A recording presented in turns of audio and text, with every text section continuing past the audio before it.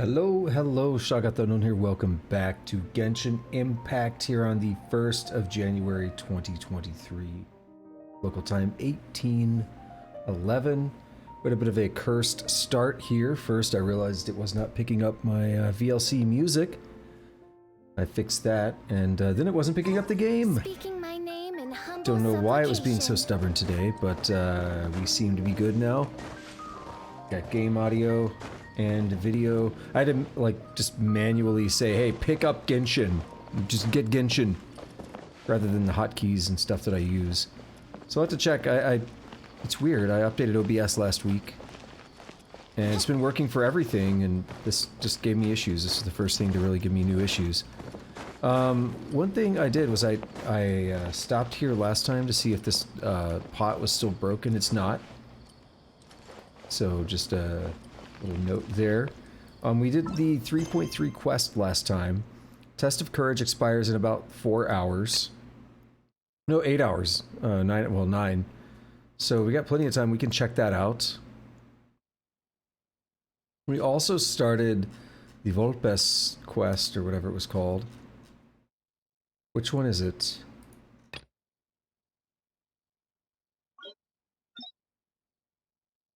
Here it is. We started this before by accident, and I want to continue it. It's about like some wishing and stuff.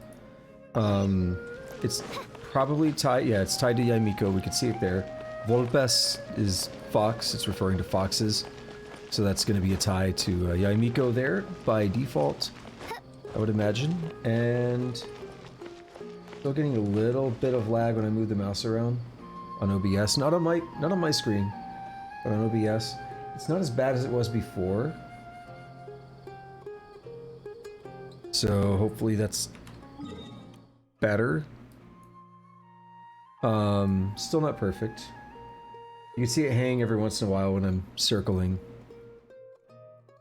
But it's better than it was before. So let's go to the shrine and just start doing this quest here. We'll probably check out the timed one. There is some interesting stuff that started to happen there, but it is timed. So it's probably not going to be the most essential thing.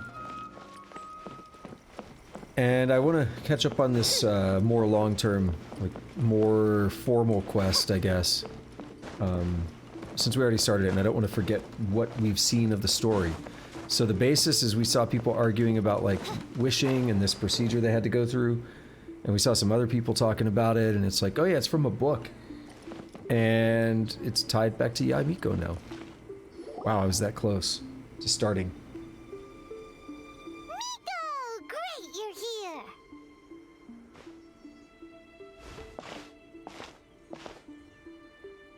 Well, hello there, young ones. What brings you to the shrine?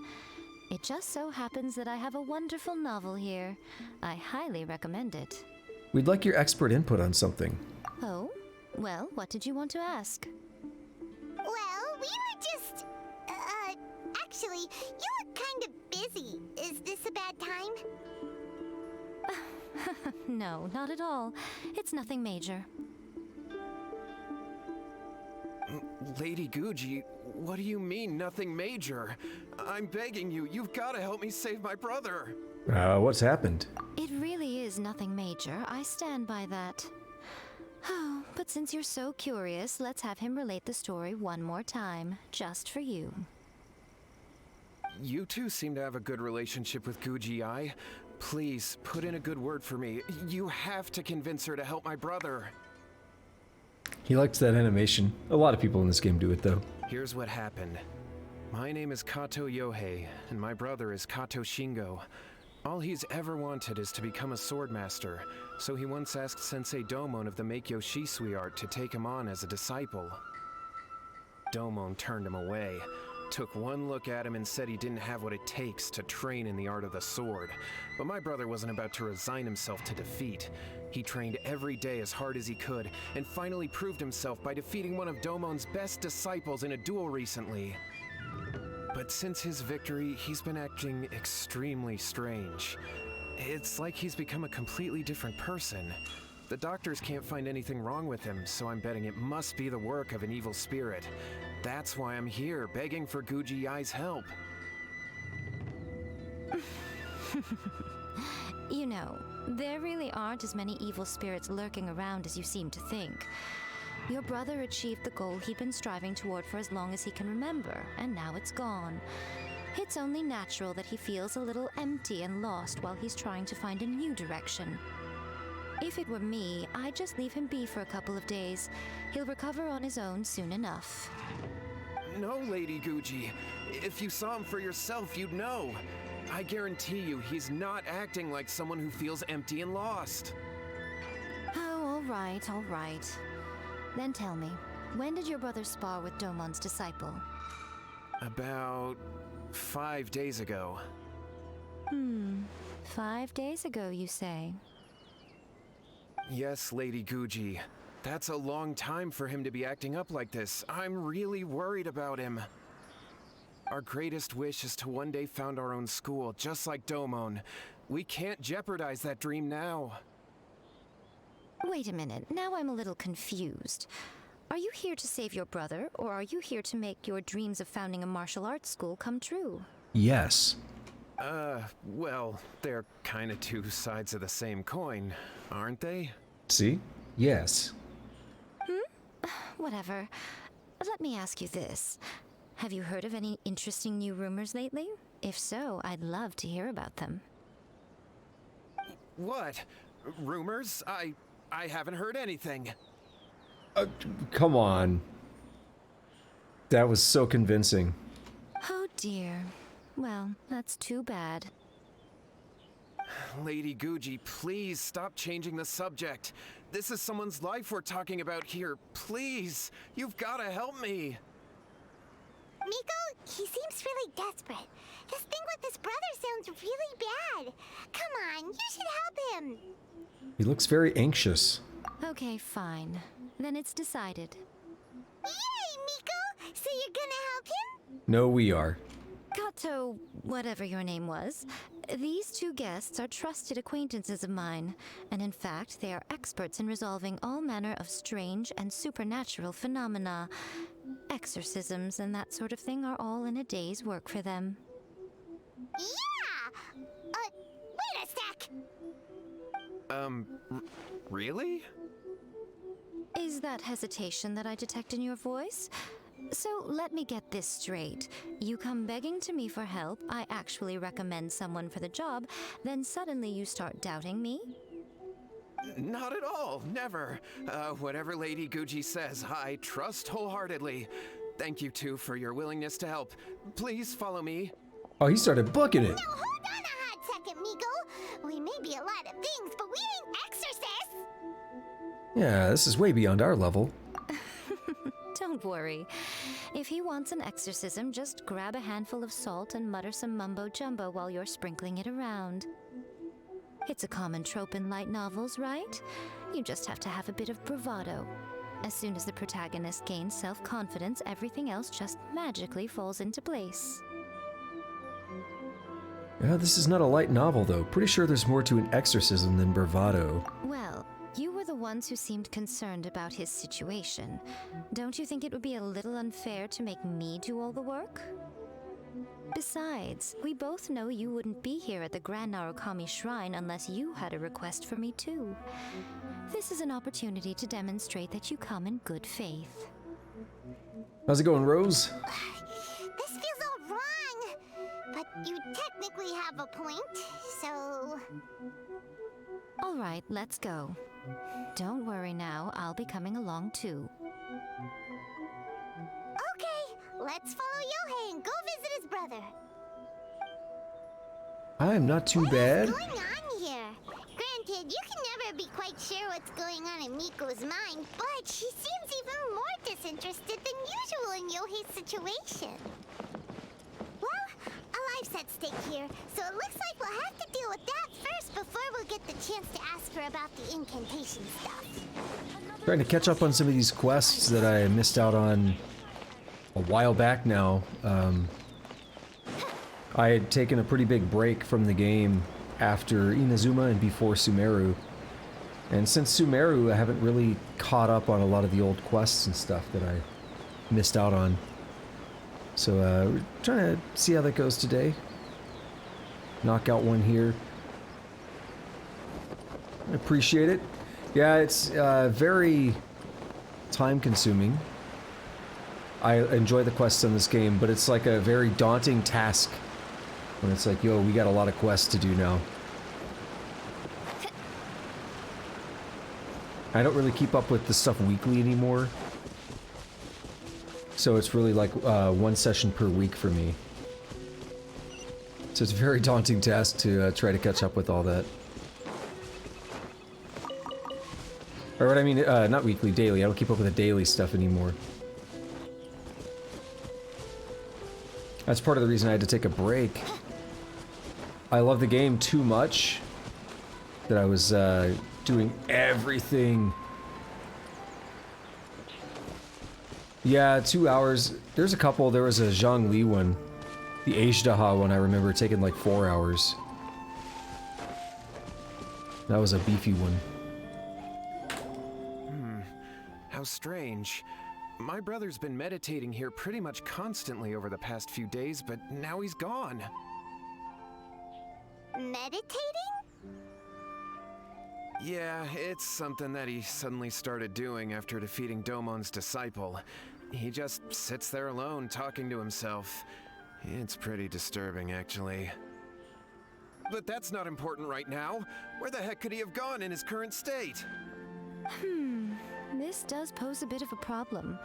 If we can't find your brother, well, we can't perform an exorcism with nothing to exorcise, can we?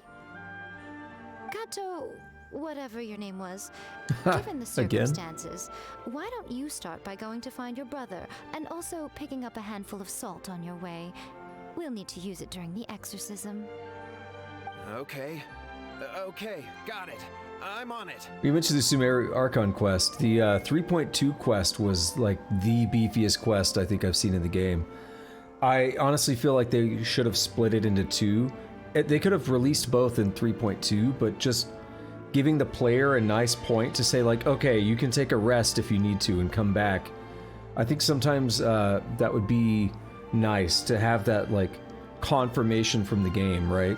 Nico, what about us? Shouldn't we help look for his brother too? No need. While What's-His-Face is handling that, we'll take a walk around and ask people what they know about the two brothers. Maybe we'll find out some amusing details. I think that quest took like 6 hours or something ridiculous.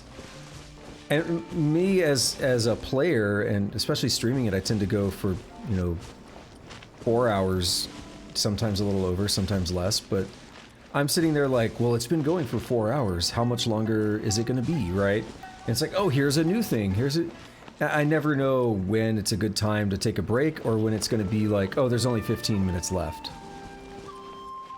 So that like 6 hour quest was kind of brutal. As much as I liked it, it's probably my favorite one. But it was just very intense. I have to ask you about the Kato brothers. Oh, are you debt collectors? Yohei said to tell you not to worry. He'll be able to pay you back as soon as he has enrolled a few disciples. Huh? Debt collectors? No, we're not here for anything like that. Come on, free Mora. Just say we are. But, it sounds like Yohei and Shingo have gotten themselves into a bit of a pickle. Well, yes. I don't think there's any disputing that. Those two don't have an ounce of dedication between them. They just hop between ideas and won't stick to anything. Huh? But Yohei said his brother has always wanted to become a sword master, and even asked Domon to be his sensei. That's true, yes. Shingo begged Domon to take him on, and eventually, he finally relented. But even after convincing a renowned sensei to give him a chance, he was the same as ever, bumming around in class instead of focusing on his training. In the end, Domon had had enough and kicked him out. But Shingo was resentful about it. He blamed Domon for not seeing his potential, and even declared that he would challenge a disciple of Domon to a duel. And thank you so much for the follow, and don't worry, your English is just fine. I couldn't even tell. Wait, what? What's your first language, if you don't mind me asking? Oh, how interesting. we heard a slightly different version. Polish, nice. My brother wasn't about to resign himself to defeat. He trained every day as hard as he could and finally proved himself by defeating one of Domon's best disciples in a duel recently. And the little voice she put on there. I'm not familiar with any Polish myself, but I've dabbled in various languages here and there. I think languages are fun, languages are interesting. Yohei said that? That Shingo trained hard. That's ridiculous. He just lay there cussing to high heaven all day, every day. Some training regimen that is. Yohei did tell me about Shingo winning the fight, but I took it with a grain of salt. You can ask Kenji at the village entrance more about that. He always has reliable information.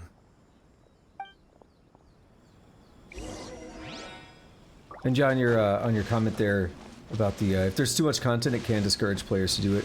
I think to an extent, yeah. Like I always want to see the Archon quests because they're really exciting.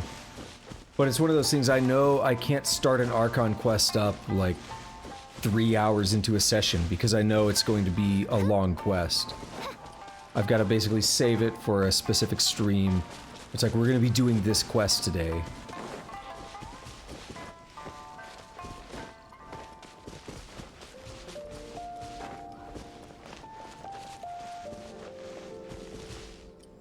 What's up, Kenji? What are you up to? Hey there! We've come to ask you about the Kato brothers. Oh, you mean Shingo and Yohei? Yeah! We heard that Shingo defeated an apprentice of Domon's recently. Is that true? Yes, it's true. Wait, so are you here because you heard they're starting their own school and you're looking to sign up? We're not here to sign up, but we would like to hear more details about the fight. Well, you've come to the right person. I actually went to watch it. Give us the play-by-play. I thought it was a joke when I first heard that Shingo was going to challenge a disciple of the Meikyo Shisui art. But when he drew his sword, he became a whole different person. The way he handled his blade, it was like flowing water, mesmerizing to watch. Domon's disciple is no pushover, but he was absolutely no match for Shingo. Is Shingo really that strong? Yep, he seemed pretty euphoric after winning the duel too. He was celebrating very vocally, saying something like, "What a duel. I haven't felt this good in a long time." They keep putting on these voices. Any other details to share? We've heard that Shingo has been behaving rather out of character since then. I'd definitely say that he has more energy than he used to. In the past, he never used to do much except lie around sunbathing all day. This dude back here just getting drunk. I saw him just take a swig of something. Look at that. Oh, there he goes again. Yeah. But just yesterday, for example, I saw him cutting down trees for the village head.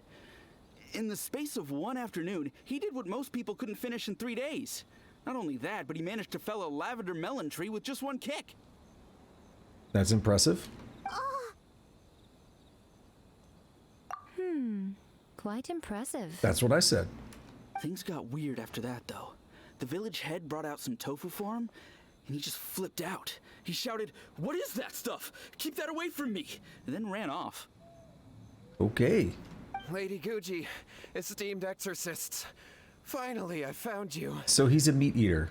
That's what we've discovered. I found my brother. He's at the waterfall. And I've got the salt you asked for, too. Come on, let's go. Oh, as much as I'd prefer to stay and hear some more delicious details, I suppose we'd better be going now that he has been found. Okay. And you mentioned the most people don't have time to do up to 6 hours of questing in one sitting. Yeah. I mean, that's kind of my thought why it would be nice to split them into smaller chunks. It would help a lot. In that case, that quest, I did end up just stopping at a point where we were kind of done. We were done with all the meat of the quest, but we were kind of doing the wrap up, you know, where everyone's like, go talk to everyone and celebrate being done. And that was already like 20 minutes of wrap up, and I'm like, we have to talk to like 3 other people. I'm just gonna go ahead and call it. and just go, because it's getting late. I need to go to bed. I have work the next day. I'm just kind of getting frustrated with it. And I came back the next week, and I'm glad I did, because it was like another hour of that. And I'm so glad I did, because I got to enjoy that last hour rather than being like frustrated that, dude, this quest is just going on, and you know, it's getting later and it's gonna mess up my work day because I'm gonna be tired, you know. Oh, I don't wanna. Okay, fine, I'll fight you. You're gonna regret it. No, come back.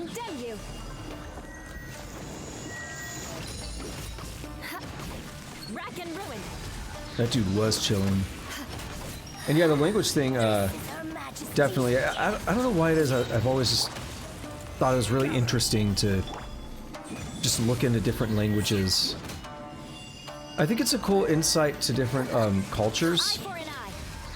When I was younger and I was getting into music, I listened to a lot of metal from Europe, and being from the States, it was an interesting way to look into different cultures around Europe, where a lot of these metal bands would sing music, you know, about their culture.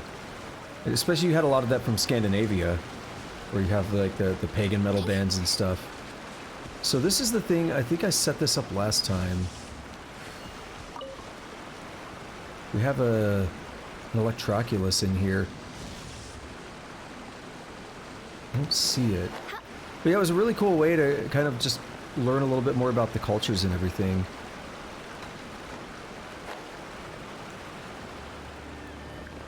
And especially some of the bands, you know, that don't sing in English. That's him at the waterfall. Was there a hilly trail just sleeping? This is Yeah. Yoi's brother. Whoa, he's meditating while sitting in a waterfall.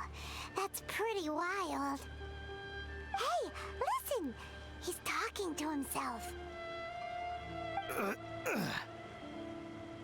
Woo! How's that? Can you feel it? Oh,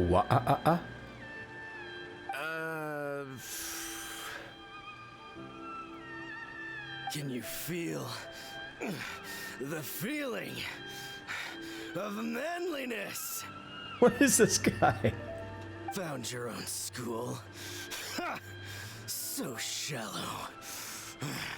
How can a manly man aspire to something so lame? Please, spare me. Spare me. I can't feel the manliness. I can't even feel the cold anymore. I can't take any more. I'm gonna die. Yohei. Yohei! Save me! Save me! Did you hear that? All the nonsense aside, he's going for help! Huh? Who goes there? It actually is kind of like a possession. He's switching personalities, isn't he? He stood up! And now he's coming this way! No, don't come any closer. Help! What do we do? Miko, think of something! Oh, poor thing. Yohei, your brother's life is hanging in the balance, and he's using his final breaths to call on you for help. Whatever shall we do? Well, how should I know? The way it looks to me is that Shingo feels terribly resentful to you about something. Would you mind telling me what that's all about? I don't know what to tell you. I don't know. You don't know? But surely you should have more insight than anyone else into how your brother came to be this way? So it feels like she's very harsh, but I think she actually stated a line earlier that's already important to this quest. It's something about the protagonist needs to be kind of given the motivation that they need. And I think she wants him to figure this problem out for himself. Yohei, I suggest you think very carefully before you open your mouth again. This is a life or death situation. And I'll get to your question when we get a lull in the dialogue.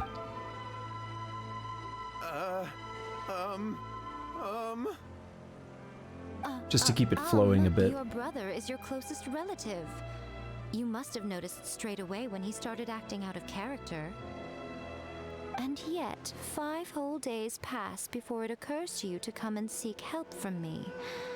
You really expect me not to notice the gaping holes in your story? But I... As you wish. It's fine by me if you don't want to tell the truth. But after Shingo dies, you'll be next. It's futile trying to escape. Anywhere in the world you run to, it will be right behind your back. After all, you did summon it together. Ah! All right, I'll talk. I'll tell you everything. My brother and I used a wishing incantation. We made a wish. From a first-hand guide to summoning spirits? Yes, that's it. The one that's all the rage right now. You just have to recite an incantation at midnight and your wish will be granted. Sounds like a Ouija board. Just like the book described, we drew the magic symbol, stepped inside it barefoot at midnight, said the incantation, and lo and behold, spheres of light appeared all around us. After my brother wished to become a swordmaster, it really worked. Out of nowhere, he suddenly had these amazing sword skills. But his whole personality changed too. Why did you wait till now to get him some help? Because I was worried that if he goes back to normal, he'll lose his skills with the sword. If that happens, it'd ruin our plans to start a martial arts school, and we'd be back to being poor. I just wanted to keep this under wraps until we'd managed to get the dojo set up and paid off our debts. So then, why'd you go to the Grand Narukami Shrine? Well, 'cause with the way he's acting now, I was worried that rumors might start spreading that he's gotten involved in the occult arts or something, and then no one would want to sign up as his disciple. So I was thinking that maybe Lady Guji might have a way to get my brother back to normal, but let him keep his sword skills? Look at this guy being greedy. My, look at you with your ingenious schemes. Stop deluding yourself. These newfound sword skills are not his. They belong to the spirit that has possessed him. You're right. We were wrong to do what we did. We had this coming. All right then. Your turn now, my little friend. Toss the salt and then draw your sword. Salt bay it on him. Okay. What is that? I sleep. Oh, look at this man. It's the spirit! See that? That's what you summoned. And look, now that Shingo's no use, it's coming straight for you. Save me! Save me! Miko! He fainted! What do we do now?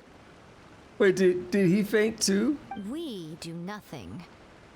But you, little one, just a quick fight and this will all be over. Who's this? Ah, a fellow swordmaster.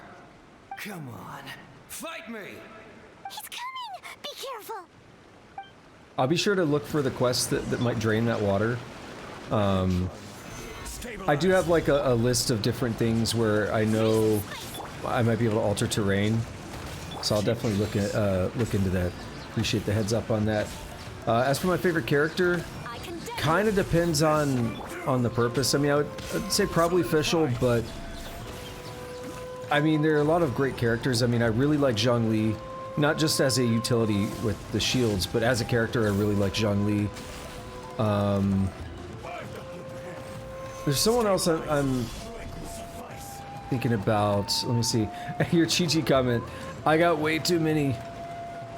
I'm sorry. I would trade if I could.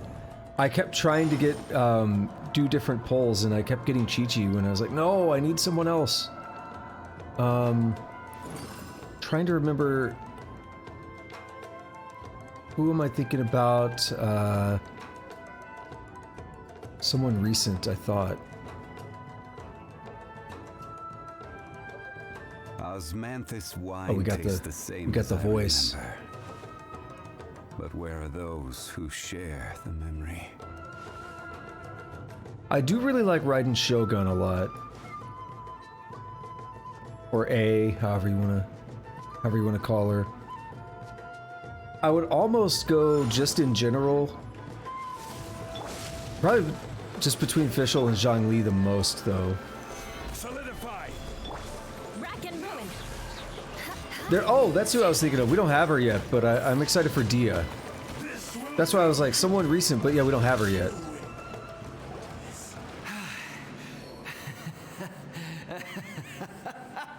That was great! Excellent! Woo!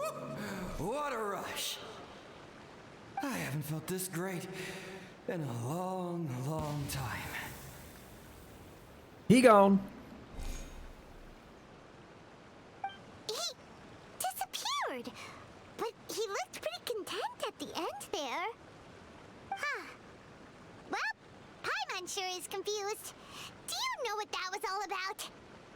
I was under the impression that she was brought into Honkai as like a crossover thing, that she was from this first, but I could be wrong. I haven't actually played Honkai, but I thought that's what happened.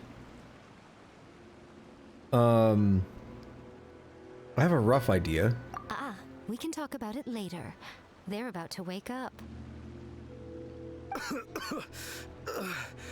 What am I doing here? Yohei? Yohei, is that you? Shingo, are you alright? Yohei, I had the weirdest dream. I dreamed that I wasn't a useless loser with a sword anymore. I even beat one of Domon's disciples. I thought we could finally open a dojo of our own now. But then I realized I couldn't control my own body. And there was this voice in my ear talking to me constantly. And then you were at a waterfall, and then we showed up, right? I was terrified, and I wanted to take control of my body back, but I couldn't. And the voice kept talking about manliness. Shingo, we shouldn't have made that wish. We summoned a spirit and it possessed you. This really does give me Ouija board vibes. Yes, and had we not come to your rescue, your life would have been over before too much longer.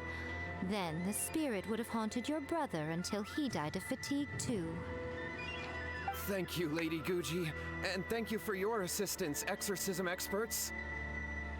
All right, take him to get some rest. He's very weak right now, having been possessed for quite a few days. He will experience a high fever, but it won't be fatal. Remember, this is the price you pay. At this point, I would normally lecture you on the dire consequences of using occult methods to obtain power that does not belong to you. But I think you get the picture now, don't you? Yes, we understand now. We won't do it ever again. Thank you, Lady Guji. Thank you, exorcists. We'll be on our way then. Come on, Shingo. So how is our combat different between the games? Miko, would they really have lost their lives if we hadn't gotten involved? And if so, why the heck were you so reluctant to help out? Because she already said earlier she needed them to understand it. Well, they didn't actually do the fighting, so maybe not. They would have been fine. Oh, okay. I had to scare them a little, though. Otherwise, I hardly think these two lazy rascals would have learned their lesson. So, what was it that possessed Shingo? You saw it all for yourselves. I'm sure you can figure out what kind of spirit had possessed him, can't you? A master of the sword, lots of strength and passion, but doesn't like tofu. Paimon's got it. It was an Oni. Actually, I was gonna say that, but I didn't remember tofu being a thing. But with Ito, his thing was beans, right? Correct. Although it possessed Shingo, it didn't have any ill intentions. As a matter of fact, it actually seemed like it was trying to train Shingo to become bolder. And I think beans were actually part of like the lore. It's larger than just Ito. I think it's a bigger part of the Oni lore. I might be misremembering. Fair enough. But it seemed like it had the opposite opposite effect. Tossing salt caused it to temporarily leave Shingo's body. Then you exhausted its strength by fighting it, so it disappeared. Even if we'd done nothing at all, Shingo would have eventually become too weak for his body to host the spirit, and it would have left of its own accord. Of course, it would have been more stressful for Shingo and Yohei that way. Still, the experience may ultimately have been more effective than me scaring them into submission with a little exaggeration. Whew. Well, the main thing is that nobody got hurt. All right, seems like we've wrapped up everything here. Come on, off we go. Hold on, Miko. You say everything's wrapped up, but are you sure about that? You mean you disagree? Yeah, the incantation they used, the book, A First-Hand Guide to Summoning Spirits. Oh, you mean that they got the incantation from that book? Yes, I know the one. It's a bestseller. Actually, that book's the whole reason we came looking for you at the shrine today. Incantations seem really popular right now. Human beings don't have powers like us yokai. It's quite understandable for them to be interested in incantations to summon the supernatural. That's not the point. The problem is that the incantations in the book are actually capable of summoning spirits and stuff, and loads of people are trying it. Even then, humans only have so much strength. Even if they do successfully summon a spirit with the incantation, it won't stay with them for very long. I really wouldn't fret about it. But who wrote this book, and why? Don't we think there might be a bigger safety risk here? What do you think, Traveler? It does worry me a bit. Yeah, Yohei and Shingo may have been fine in the end, but things got pretty scary when Shingo was possessed. Lady Yai, I finally found you. How did you come, like, down here? How? Kuroda, what are you doing here? I'm here to report on Yai Publishing House's sales for the last month. All the numbers are here. Please take a look. Let me see. What? We're losing market share? It's like the messenger dudes in Elder Scrolls that track you down no matter where you're at. Yes. Overall bestseller, readers' favorite, and trending ranking. We're being beaten in all categories. One book is topping the charts. It's called A First-Hand Guide to Summoning Spirits. Both of you, back here now! Miko, what is it? You have a really scary look on your face right now. Things just got serious. A First-Hand Guide to Summoning Spirits is an all-round hit, summarily beating the novels of the Yai Publishing House by every analysis. Define serious. Just what is that supposed to mean? I worked extremely hard to promote our latest featured work, and now a rival book comes out of nowhere and steals our thunder. If this isn't the very definition of intolerable, I don't know what is. You want us to show up with a baseball bat or something? I have to come up with a counterplan, and you are going to help me. Huh? How is this our problem all of a sudden? Paimon, please. Who wrote this book and why? Don't we think there might be a bigger safety risk here? Oh, am I to take it that the safety of the people of Inazuma isn't so important in your eyes after all? Ha! Look at Lumi with the sus look, like, Wait, what just happened? Again, you technically have a point, but this feels all wrong. Nothing's wrong, okay? Come on. We're going to war. Yeah, some baseball bat it is. I'm going to head back and make some preparations. Meet me outside the Yai Publishing House. Alrighty. So a little context on what I was, thinking there. I don't know if they're even like really a thing anymore. That's why I'll provide the context. I guess they probably are, but there was it's like a toy, I guess, like a board game toy thing. That's how it was marketed and sold back in the 90s. And again, I guess they still exist, but the kind of popularity's worn off. I remember when I was growing up in the 90s, some people had them, or like everyone had stories about them though. And it was called a Ouija board. And like, it seemed like everyone had some story, like they knew somebody, or they had a friend who knew somebody that had a Ouija board, and they interacted with it and something bad happened.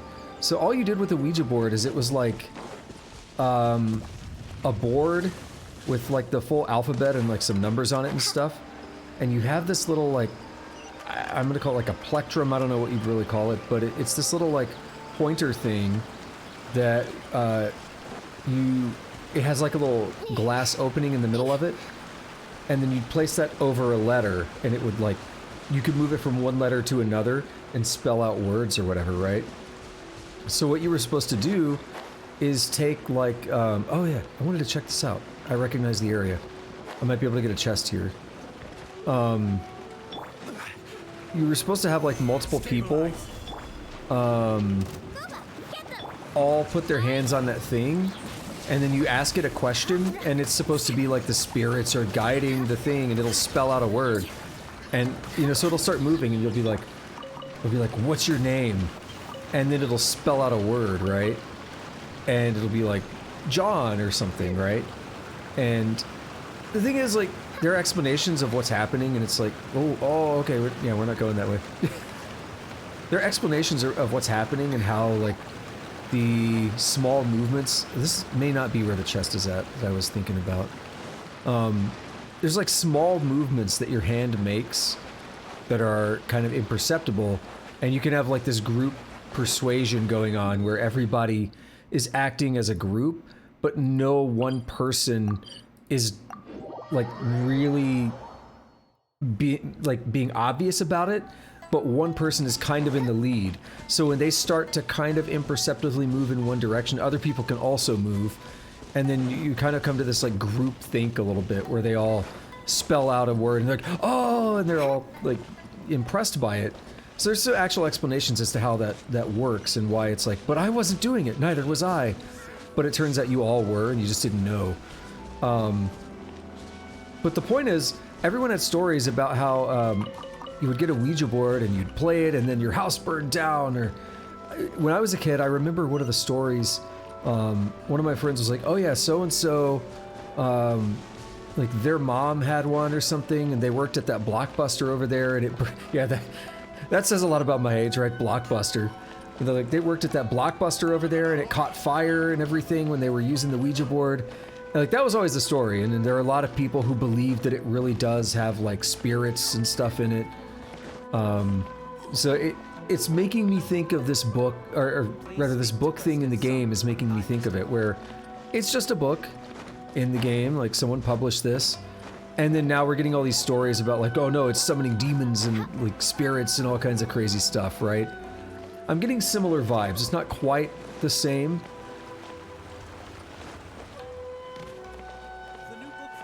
I mean, that's what they always say, yeah. All right, let's see what happens.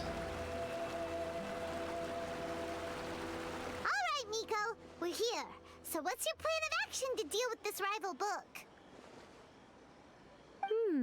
Why don't you take a guess?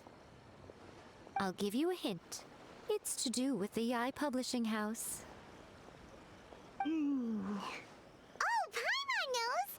Combine the reputation of the Yai Publishing House with the status of Guji Yai and tell everyone that the incantations in that book are dangerous! Oh, wow. Your first guess and you got it absolutely... Wrong. wrong. Called it. The Lumine sus face again. Or like the disappointment. Seriously? That wasn't it? A first-hand guide to summoning spirits is the hottest light novel right now. If we did as you suggested, we would effectively be advertising to everyone that the incantations are real. Yeah, so this is why I'm getting the the slight Ouija board vibe because it's described as a light novel. A Ouija board's described as a toy. I think it was Milton Bradley, I think it's Milton Bradley, and aren't they the ones that do like Monopoly and Sorry and all those like basic board games, right? So it's giving me the similar vibe. It's just a light novel, right? Very simple description for it. In bending over backwards trying to warn everyone about the dangers, all we would accomplish is to create more curious readers ready to try them out. Also, sales for the book would only increase further. Okay, yeah, that would be pretty catastrophic. Oh, how about we confiscate all the copies? Leaving aside the issue of the enormous manpower and resources such an operation would require, going to such lengths over a light novel would be extremely disruptive to the lives of Inazumans. But that means there's nothing we can do. Well, I've been thinking. I've read a first-hand guide to summoning spirits. It has many other good qualities besides the incantations alone. The book contains many ancient kaiden, or tales of the supernatural, and is written in a very engaging way. That is why the book has become so popular. Okay. I think we're going to have a difficult time trying to rein in its popularity while it's the only work in its league on the market. So you want a book about Kaiden rather than the incantations. And you want to make it a better book, just about those stories. That's right. How do you get rid of the next big thing? You replace it with the next big thing. Okay, yeah. So just like real life, then they have, society here has a short collective attention span. So what we're going to do is create Inazuma's newest hit novel. Smash our rivals' sales numbers and win our readers back. That is how Yaimiko wages war. Incidentally, this will also be the best way to combat the influence of a first-hand guide to summoning spirits. Wait, Miko, so you want us to write a novel? I've never written a novel before. Well, becoming an accomplished novelist certainly isn't an overnight process. But let's not forget that I am the chief editor of the Yai Publishing House. I have my ways. I did say this is what we're going to do. I trust that the word teamwork is in your vocabulary. Not really. Everyone always just makes me do things. Anyway, there is a writer submission event going on at the moment. Start by talking to readers and finding out what they're into. When you have an idea of what the current trends are, come back and see me. I'll be at Uyu Restaurant. Find me there when you're done. I will assemble a team, and we can work while we eat. Let's find out what constellation Chi-Chi is at. Where are you? Just start scrolling.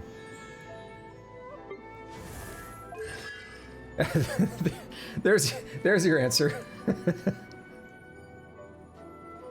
I got Chi-Chi's multiple times in a row and I would lose the 50-50.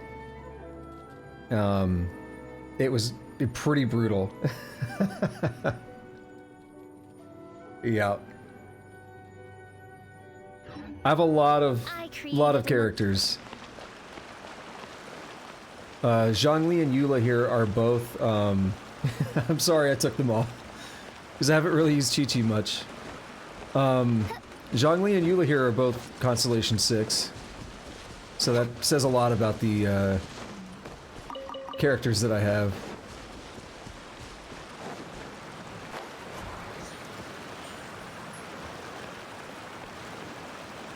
You? The Yai Publishing House has held many writer submission events to date. The winner gets a huge amount of publicity.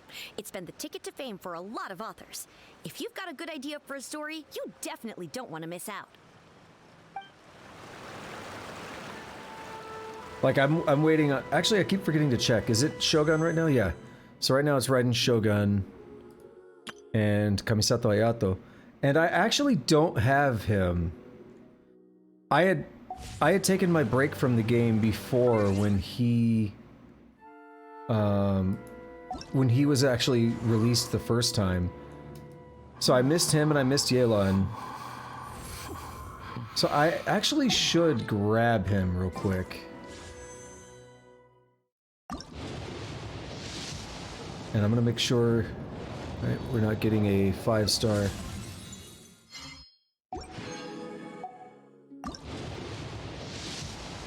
If I see that we're getting a 5-star, I won't skip.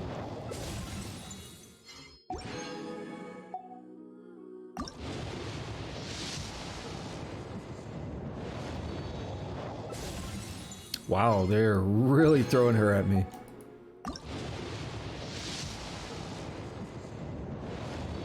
Alright, let's see what we get.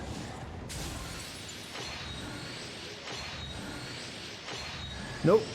Oh no, that's... Took me a second, I was like, wait a minute. That's not the 5.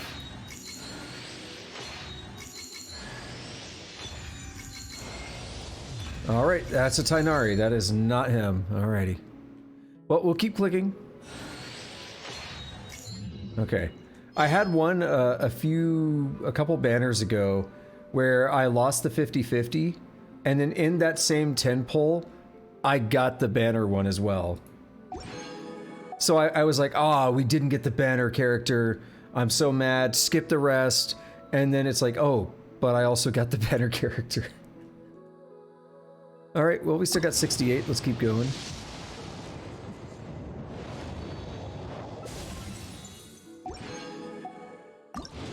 Definitely getting ready for that Dia banner, though. Whenever that is. I don't know if that's going to be 3.4 or what.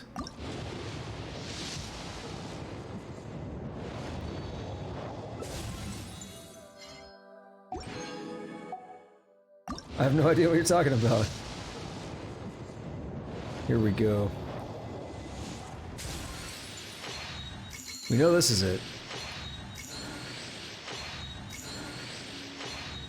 I was kind of hoping not to spend any of these on this banner.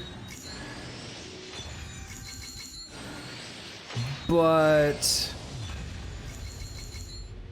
it's a character I didn't have, so we had to do it. Cool. Yeah, I felt bad about missing Ayato and Yelan.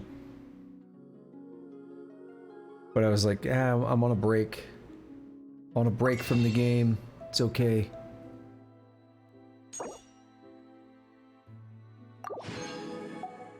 Pull those in, pull these in. Pull that. There we go.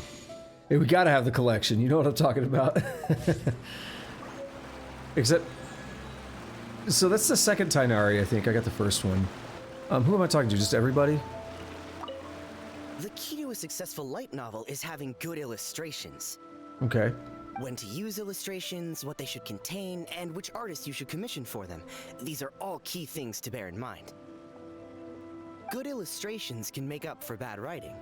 But on the flip side, a bad illustration can ruin your novel, even if you have the best story in the world. There's a saying that light novels are essentially a case of buy art, get words free. I'd agree with that. Too bad most of the top artists have jam-packed schedules, so it's extremely difficult to commission them. The illustrations in A First-Hand Guide to Summoning Spirits are incredible, but it's unlike any art style I've ever seen before. It's weird, like, I think of a light novel as being something that does have a lot more text than illustrations. Like, he's saying it almost like a manga or something, though, where it's more illustration than text. If I could, I would definitely be willing to say, hey, you can have some. Because, I mean, I think I got extra Chi-Chis. 19, damn. I'm sorry to hear that.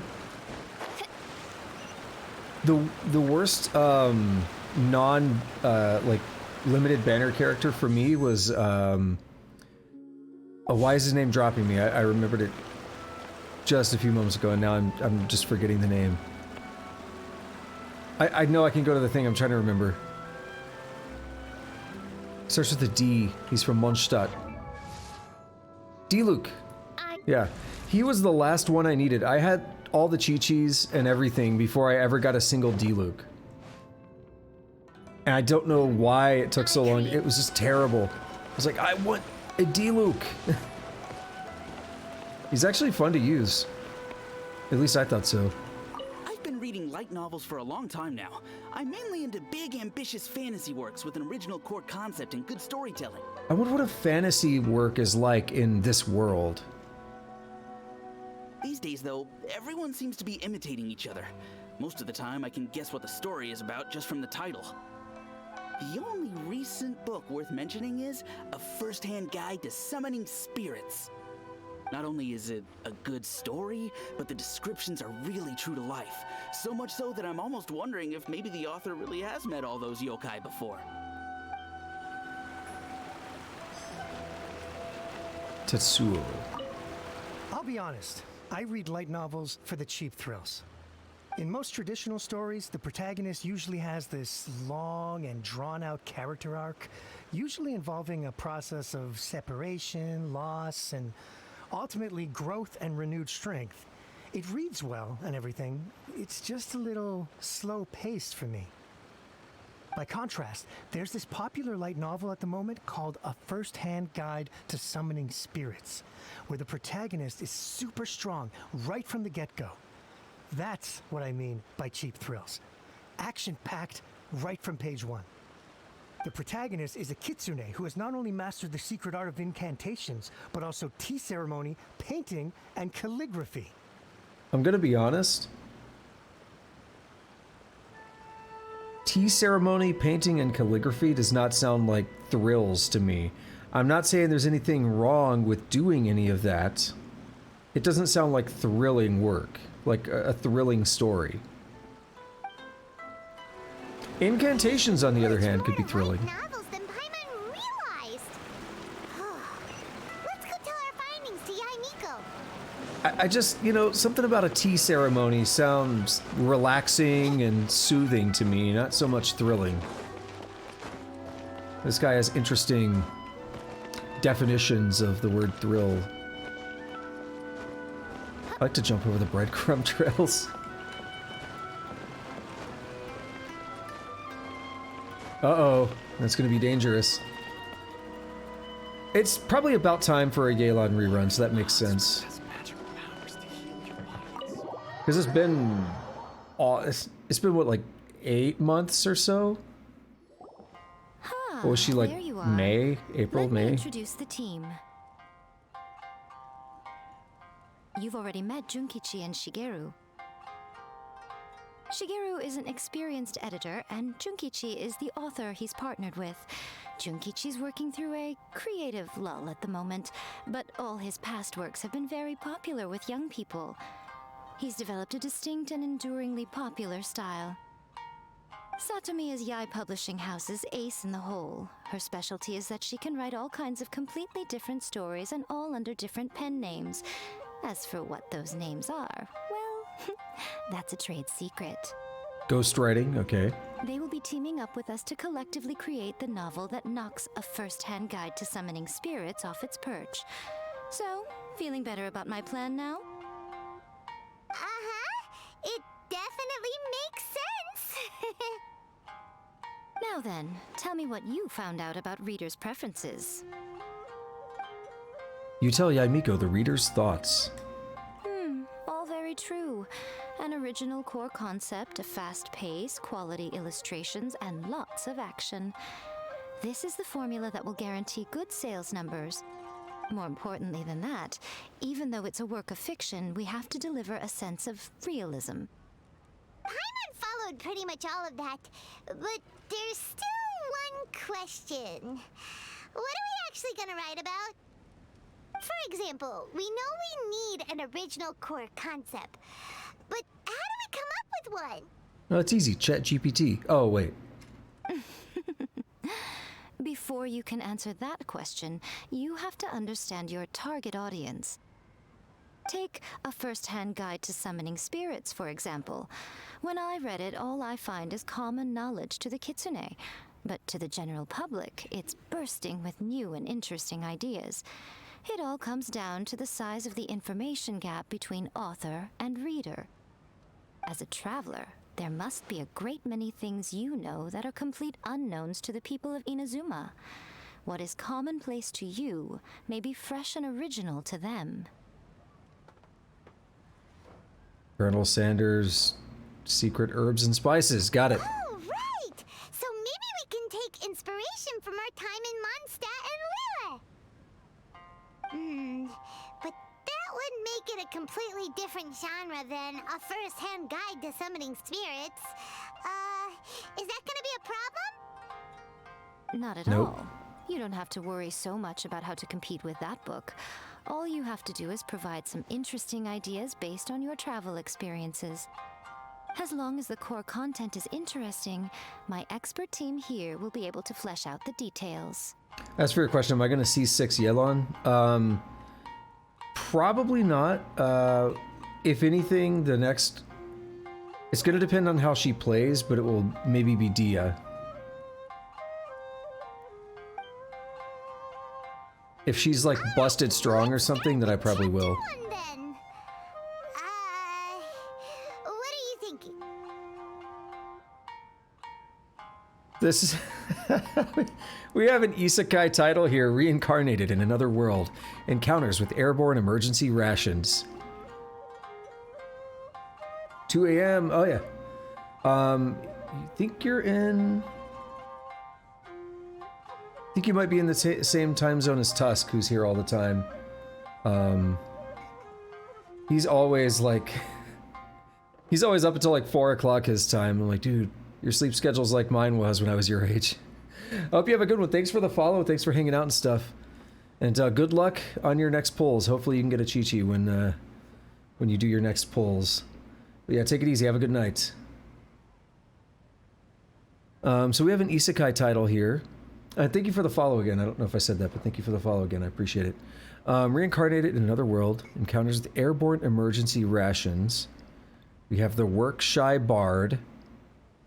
I know who that is.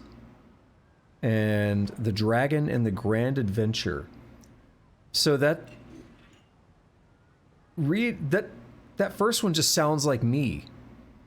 Or Lumine, right? I don't understand their emergency ration. Oh, Paimon. It's a Paimon joke.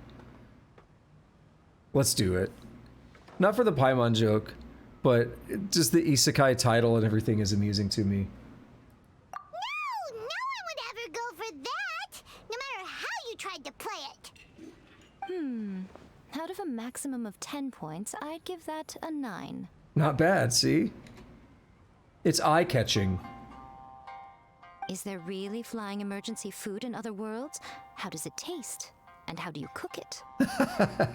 And by the way, it took me a moment to get the Paimon joke because I've been doing a lot of Metal Gear Solid stuff recently.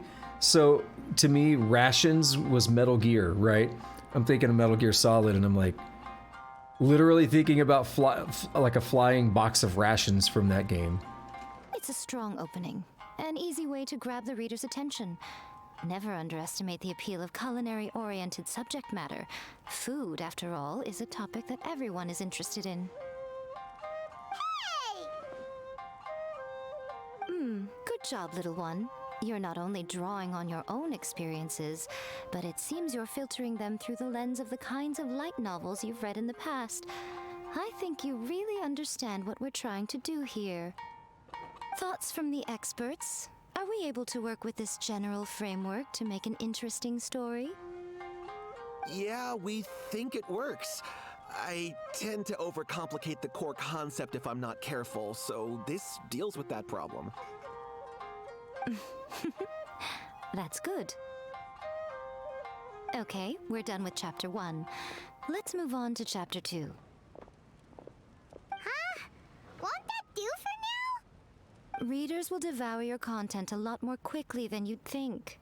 If we don't keep delivering the goods now we've caught their attention, all our hard work so far is in vain. Judas Priest delivering the goods. Hurry, Chapter 2, let's go. Can't you see that Satomi is waiting? Huh? What's wrong with you? You don't look so good. Yeah, I can't think of any more stories. What a pity. I thought your beginner's luck would carry you a little further before it came to this. But alas, the time has come prematurely.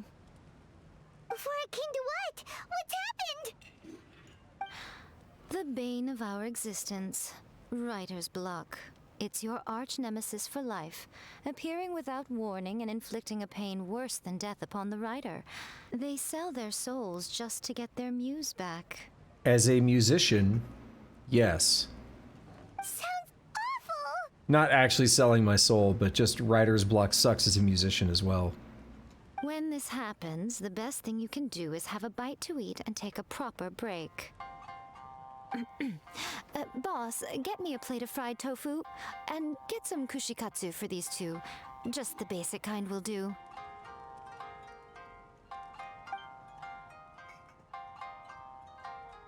Don't worry, this is my treat. Your treat? Oh, wait a minute. Miko, we'll be getting paid for all the hard work we're doing, right? You are right now. Of course, everyone that takes part in the creative process will be paid. Alright, cool. Then let's press on, shall we? Don't give up now. For the sake of our paycheck, get your brain going! Oh my god. I like when she gets all kind of aggressive like that. Like, she gets like the little vocal fry in there. Paycheck. Speaking of Mora. Ooh, does this mean your inspirations come back? Okay, so obviously the first one is about just Liyue in general, when we meet up with Zhongli and everything, right? Second one is about Xinyan. The third one, I turned into a Geovishup hatchling.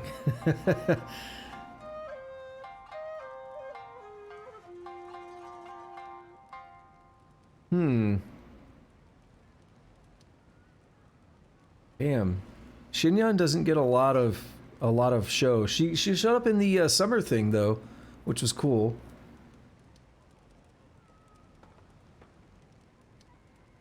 Second one is like easy if we just want to follow our history. The third one is the most off the walls. The third one is so off the walls, it fits along with something like... I hear it's amazing when the famous purple stuffed worm in Flapjaw space with the tuning fork does a raw blink on Harry Carey Rock. I need scissors. 61. The protagonist awakes to find themselves turned into a Geovishup hatchling, surrounded by countless adventurers. But then, the protagonist suddenly discovers that they have a special ability. Keep rolling to keep evolving! Katamari Damacy? So the protagonist rolled and rolled and rolled, hoping to evolve into the strongest Geo creature ever. So, the protagonist is no longer a human, huh? Good luck retconning that after chapter 1. I give it a 9.5. Monster evolution is an increasingly common theme these days. What started out as a rather niche genre has gradually worked its way into the mainstream. And I wouldn't worry about the continuity issue. All we have to do is explain at the beginning of the work that the protagonist can travel between different worlds, or just explain it away as a dream. Ugh, no integrity whatsoever! The most important thing is that it's fun. In light novels, as in life, having fun is the most important thing. Wouldn't you agree? You do kinda have a point. Great. Well, now Satomi can get started on that. Leave it to me, Lady Yai.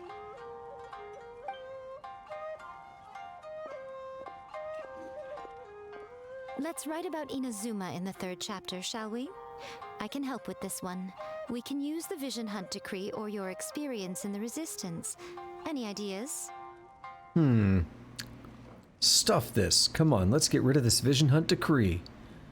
Farewell, Literature Hunt Decree, or starting as a Resistance soldier. Let's go with the stuff this. That sounds like a goofy title you'd see in like an anime or something. Clearly very closely based on your own personal experience, with no major changes at all. Well, I'm running low on inspiration. That's fine. Since it's something that took place in Inazuma, it might actually be more interesting to readers if it's grounded in the truth. One thing, though. We'll need to rewrite the part about me giving you the Omamori. Let's change it to... The mysterious Lady Kitsune teaches the protagonist a spell that can make their wishes come true. The protagonist uses this spell to defeat the Raiden Shogun in battle. That should do the trick.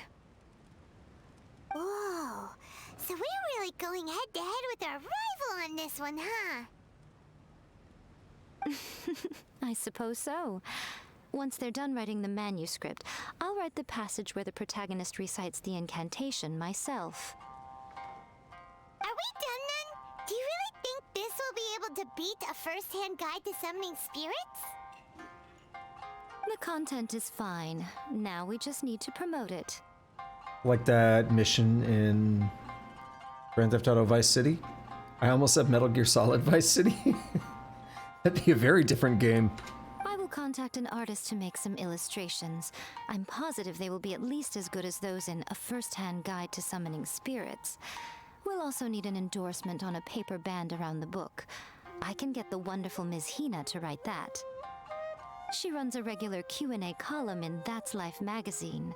The people of Inazuma absolutely adore her. I feel like we've heard about her, but it might have been like a year and a half ago or something. You know, like, not a year and a half, but like a long time ago when Inazuma was new.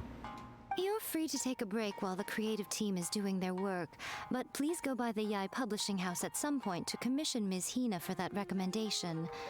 Once our light novel is complete, let's meet at the writer's submission event. Cool. Doing it.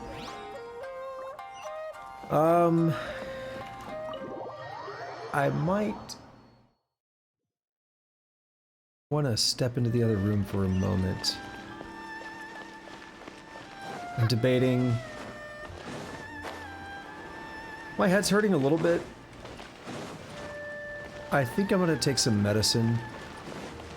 I like to try to avoid if I can. It has caffeine. I don't like caffeine. And I don't want to take it too often, you know, but I'd rather just get this over with. If it's going to be a full-blown headache, let's try to stop it.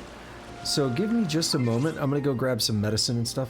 I'm not even going to go to the BRB screen. I'll be right back.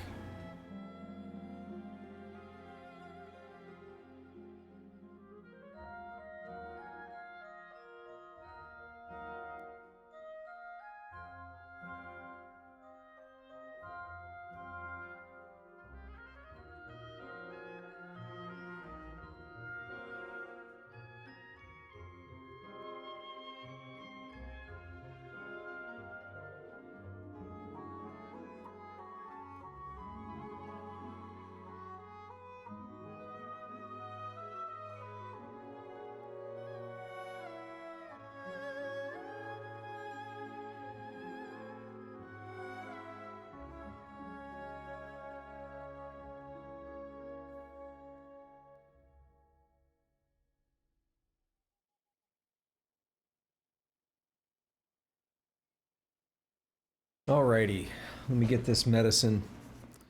Had to top off my water a little bit.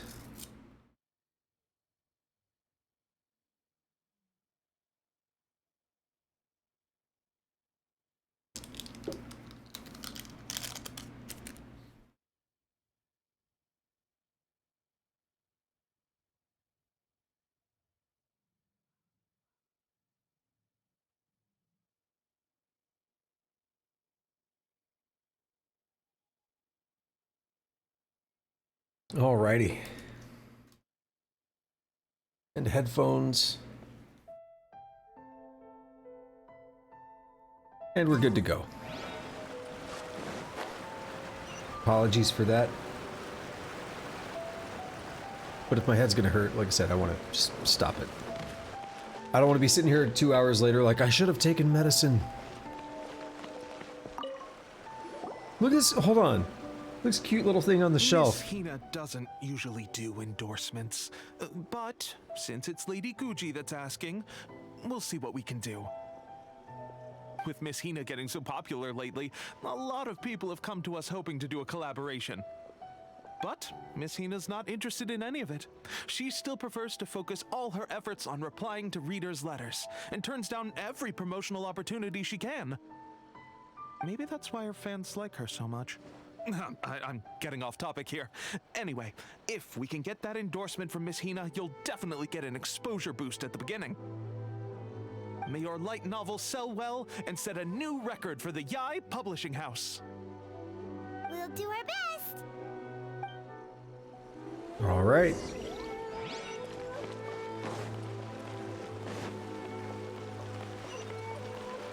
We'll submit the manuscript.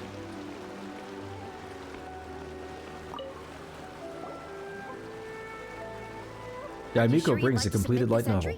Let me see. The Miraculous Adventures of the Traveler by Thousand Hands. That's kind of a... I like that name. Thousand Hands. Strange pen name. Definitely your doing. Having been around you so much recently, Paimon's slowly starting to understand your unique tastes. Is that shade? What do you mean, strange? It took a lot of work by a lot of different people to get this thing finished.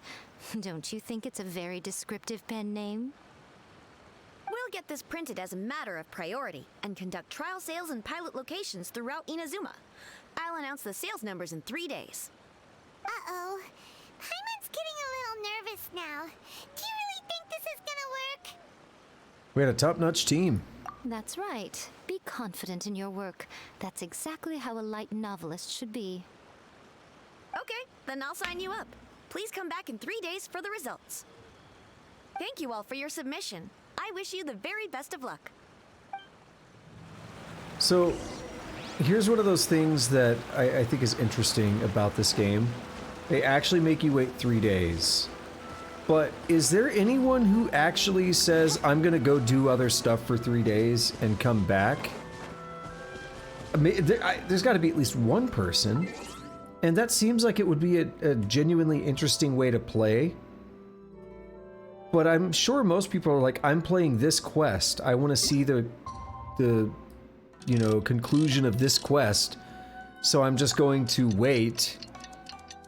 And then we'll see what happens. The game even tells you to do this at a couple points. Like, hey, you could just wait.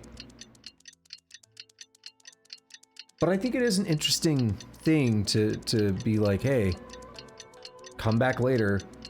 It does make you feel like something is happening.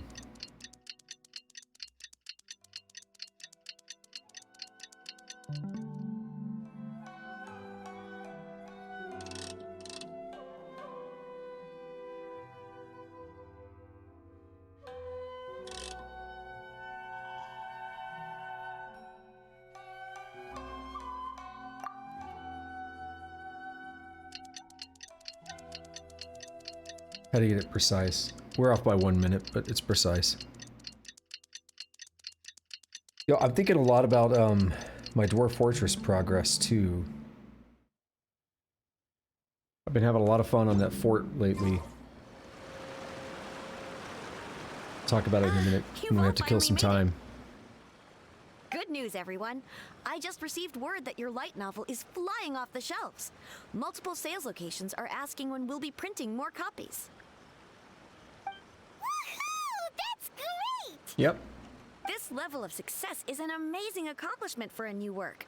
Most new books don't sell 30% of what you've sold. I have free copies for each of you here. Please take them. The payment will follow shortly, and I'll notify you to come and collect it when the time comes. This is all great, but what about that other book, right? Oh yeah! The whole reason why we made this light novel was to combat the influence of a first-hand guide to summoning spirits. We sold a lot of copies, but it doesn't feel like we accomplished our goal. How do we know whether it worked? We can go ask, talk to the people who were talking about it before and see if they're like, that book, that's old news. Oh, don't worry. The change is already underway. That's so 3 days ago. Shh. Listen to what the people around us are talking about. The conversation has already moved on, hasn't it? Hey guys, Have you heard about this latest Kaidan thing doing the rounds? You just need to recite the incantation from A First-Hand Guide to Summoning Spirits at midnight, and your wish will come true! Oh, they're gonna talk some ish on this guy. He's out of date. Oh, that? That's a throwback. That's old news, man. No one's talking about that anymore. The Secret Spells of Lady Kitsune is the new hit thing. I've already memorized all the incantations. The Secret Spells of Lady Kitsune? What's that? You haven't read it yet? Okay, so supposedly, if you recite the spell in there on a moonless night, you'll receive protection of the Kitsune and all the other powerful yokai. They can make any of your wishes come true. I heard that the incantations in A First-Hand Guide to Summoning Spirits have weird side effects. This one guy wished for a load of mora and got it, but then one night it all turned to leaves and he developed a high fever. They actually had to use one of the secret spells of Lady Kitsune to get rid of the discomfort. That proves that the incantations in this book are more potent than the ones everyone was trying before. Pretty much everyone I know is desperate to try it out.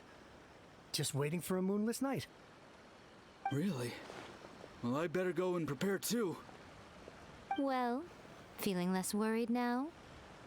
Wow, you're right! Everyone's shifting focus! But what's this moonless night that they're talking about? Hyman doesn't remember that detail from the brainstorming session. This is something that will become very important to us further down the line. All right, it's time to move on to the next phase of the plan. The skies of Tevat are fake. There's a phase 2? Of course. Behind every book that hits the market lies an author, right? Oh yeah, if we leave him to his own devices, he might just write another guide to summoning spirits. Baseball bat. Also, we still need to figure out what his motive for writing it was. Exactly. That's what we need to take care of next. Fortunately, I've already managed to identify the author.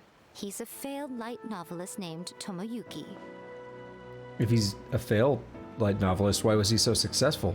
But when we went to ask him about it, he had no recollection whatsoever of having written the book. Wait, so does this mean... Yes, this is another case of possession. Only this time, whoever possessed him actively sought him out. The point is that I was trying to make, he would be a formerly failed one because now he's successful.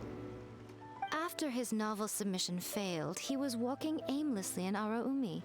In frustration, he shouted out, "Please, someone, anyone, help me write a truly amazing novel." This kid is After freaking that, out.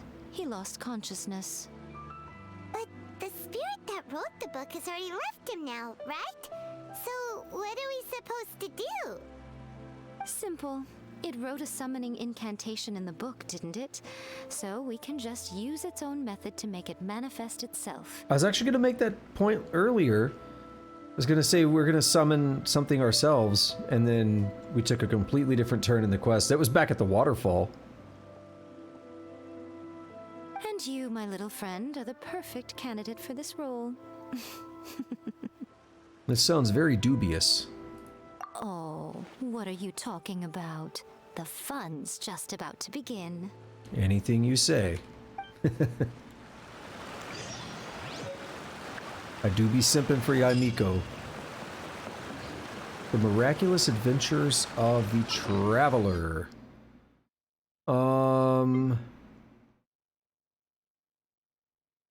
What in the hell?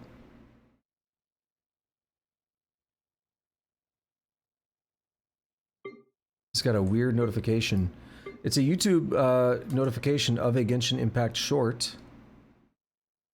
I think I saw it. And it had a very odd name. A first-hand guide to summoning spirits and miraculous adventurers. Adventures. So where do I go? In archive?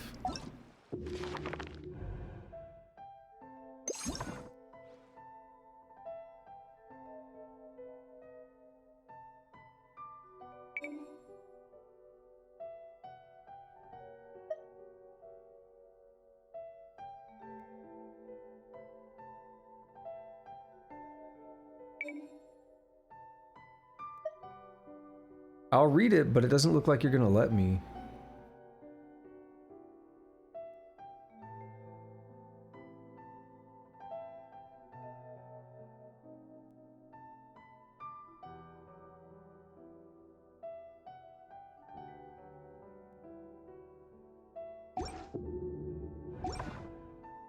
So let's just read the descriptions here. A light novel that has been popular in Inazuma lately. It contains all manner of bizarre tales involving ancient yokai. Here, this is a rather orthodox light novel, with its contents essentially being an edited version of real life in Teyvat. What is surprising, however, is that the author seems to be highly knowledgeable about Watatsumi Island, with many vivid, almost lifelike descriptions. Worry about the well-being of my retinue during my impromptu absence. I'm sure the good people of the Adventurers Guild are absolutely fine, mein Fräulein. To me, that is such a wholesome line of dialogue. Like, talking about how she's worried about them and stuff. She says it in her very extra way. Which is part of the charm. Nice little clouds there on a sunrise. Alright, don't fall, because if it pulls you into a scene, you can actually take the fall damage.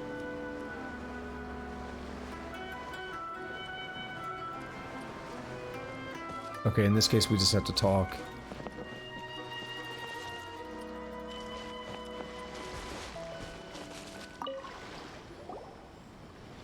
Miko, what is this place?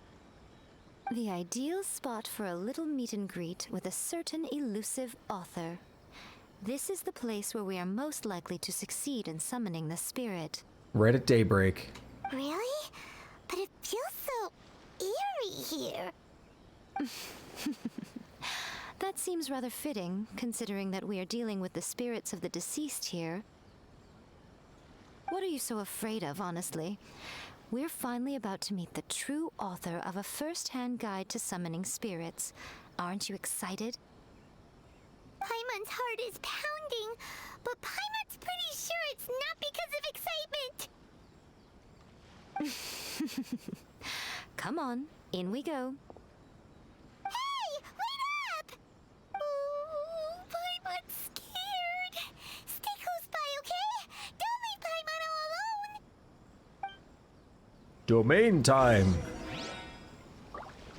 And we'll get to trial Yaimiko, but I already have her, but, I was just thinking of something amusing. She said it's so eerie here, and of course eerie means strange, but the word sounds like ear, like an ear on your head, right? Like the ears that you hear with.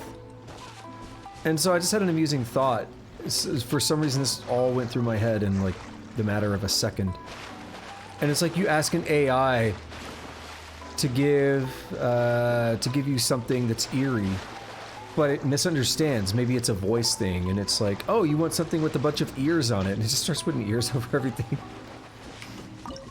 And that's funny, like, that's funny to us as people, but then an AI would be like, oh, I just did what you told me to, I don't get it. Yeah, I'm thinking about, like, Data from Star Trek or something, where he would be like, I don't understand, please explain. So we have the summoning site chosen by Yaimiko. Word on the street is that this is the summoning site with the highest rate of success. Yeah, you ask for something that's eerie, as in something that has a lot of ears or something, right? That's very eerie. Start slapping ears on all the furniture and stuff. That could also be very horrifying in some ways.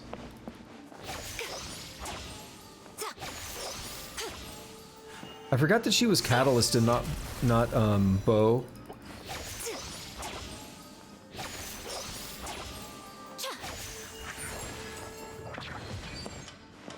Emerge. Right now. Right here.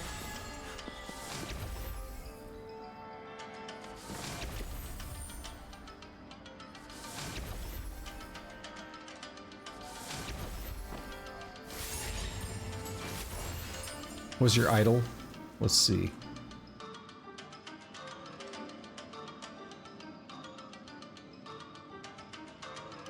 Give me an idol animation. slash dialogue. Herb!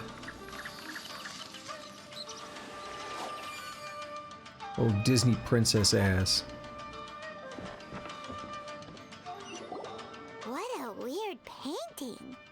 Miko, do you know what it's supposed to show? Probably a scene from ancient Inazuma. It's a good piece of artwork and all, but it's also kinda eerie. So it's a bit scary. I didn't see any ears on it. Looks like the artist signed their name. Rakusai? It's not very clear. Let's go inside and take a look.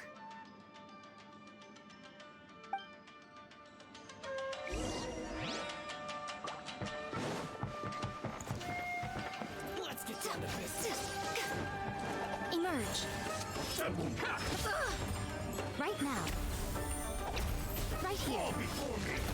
Alright. Let's pop out the shield. I'm not used to her behavior. Right now.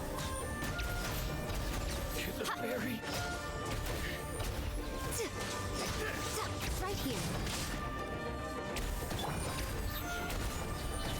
Trying to build up her special as well. Without going too ham with anyone else. Right now. Right here.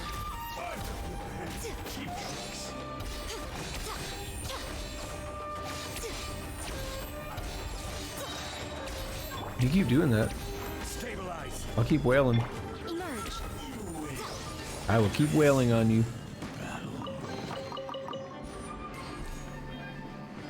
Alright, we're ready for the Q attack. This place is huge! Hey, is that a mirror? There's a really weird-looking stool as well. Whoa! It's for. Ah, I see. Huh. This setup is quite handy. Saves me a lot of work. All right, go and take a look around. There should be a mechanism somewhere that makes the whole room move. A working mirror?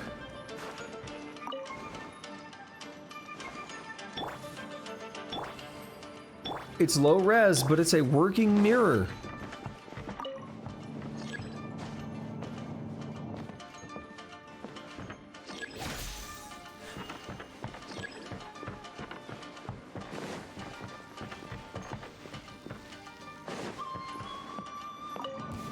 Whoa. Whoa. Ha! Show them. Right now, right here.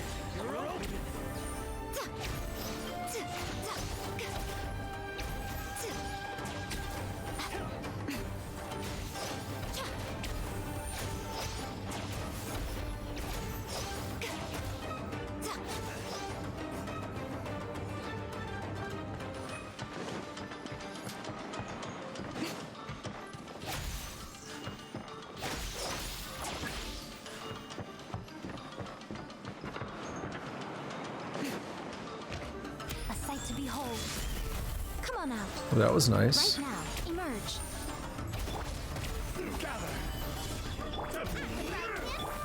No rest. Eye for an eye. Hey, they're both gonna hate this. Rack and ruin. Eye for an eye. You did not just regain health, you jerk. Stabilize. Eye for an eye. Yes, indeed, Tusk. Sunday Night Genshin. This battle.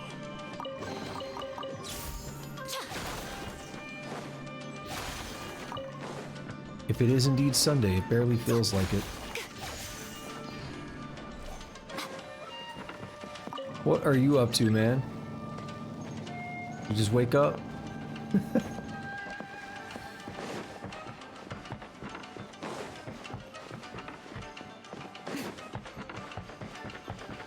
I didn't see you for Dwarf Fortress earlier.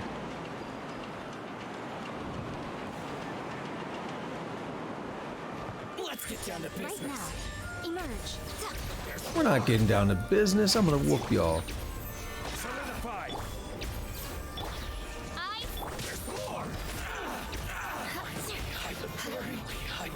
We made a lot of progress on the Diluvian machine earlier in Dwarf Fortress. And that's something I was thinking about that earlier. Something I can talk about in downtime here. It's really fun. Basically, I have a false entrance to my fort, which I've been working on over the past few streams and stuff. And I have started setting up a system where I can then fill it with, was it the last one? Oh no, we need one more. I started setting up a system where I can seal off that false entrance, first of all, and then I wanted to build a big, like, reservoir of water, like, at the surface of the map, and then from there we can fill up the false entryway with water and flood the dudes that are stuck in there, right, once they're trapped. And then, once that's over, we can simply drain the false entryway, go collect any loot or whatever after they're all drowned, and it's gonna be a good time, right? So I've started this device. I'm calling it the Diluvian machine. Diluvian is a word referring to, like, floods, right? You hear, like, antediluvian concerning the biblical flood, right? So I thought it was a cool name. And basically, it is what I described it as, but it can flood both the surface of the map as well as the false entryway. And I finished the reservoir today, and I'm working on the aqueduct, if you want to call it that, that's going to transfer the water from the brook that's flowing through our map. There's a little brook, and we're going to pump water out of that up into the top of the aqueduct, and then from there fill up the reservoir. And we're just a few days away from the spring thaw, so the brook is going to thaw out. And then from there, we're going to be ready to start filling this thing up. I'm just also very close to getting the pump stacks, the pump stacks set up to actually fill up the reservoir. So progress is going really well on that, and I'm looking forward to being able to fill this thing up with water. It's going to be very exciting to see this in action. Never made something like this before. So then I was making the joke earlier, it's going to be like, you know, in Elder Scrolls or Fallout game, when you walk into the city and you quick save, all the NPCs start sweating, right? Because they know what's going to happen. They know they're about to die. It's going to be like that, because I'm going to have to test it out on my map. I'm going to have to say, oh, well, maybe we'll just go ahead and flood the map now. So we're going to save and give it a try at some point. It's going to be a lot of fun.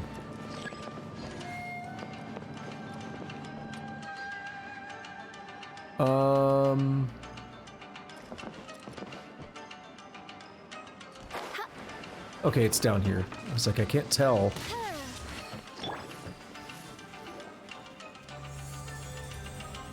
Whoa, it's that painting we just saw. It's turning this way along with the whole wall. By the way, Tusk, we were actually talking about Red Dead Redemption 2 during the stream earlier. Not joking. It's getting eerier and scarier. What is this place? I still don't see any ears. Also, look behind. That mirror is actually working. I can't believe it. Okay, next I will show you a secret kitsune spell. This painting is a swift summoning medium, which means I'll be able to skip many of the more tedious steps. The murky mirror reflects the view of Inazuma in a bygone age. Spirits stirred by the sight of the past will be easily drawn to it. You're up next, little one. Come on, sit yourself down here.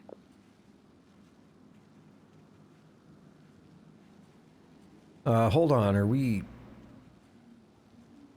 Surely you're not planning to... Yes. The whole point of a summoning ritual is for a dead person's spirit to possess a living person's body.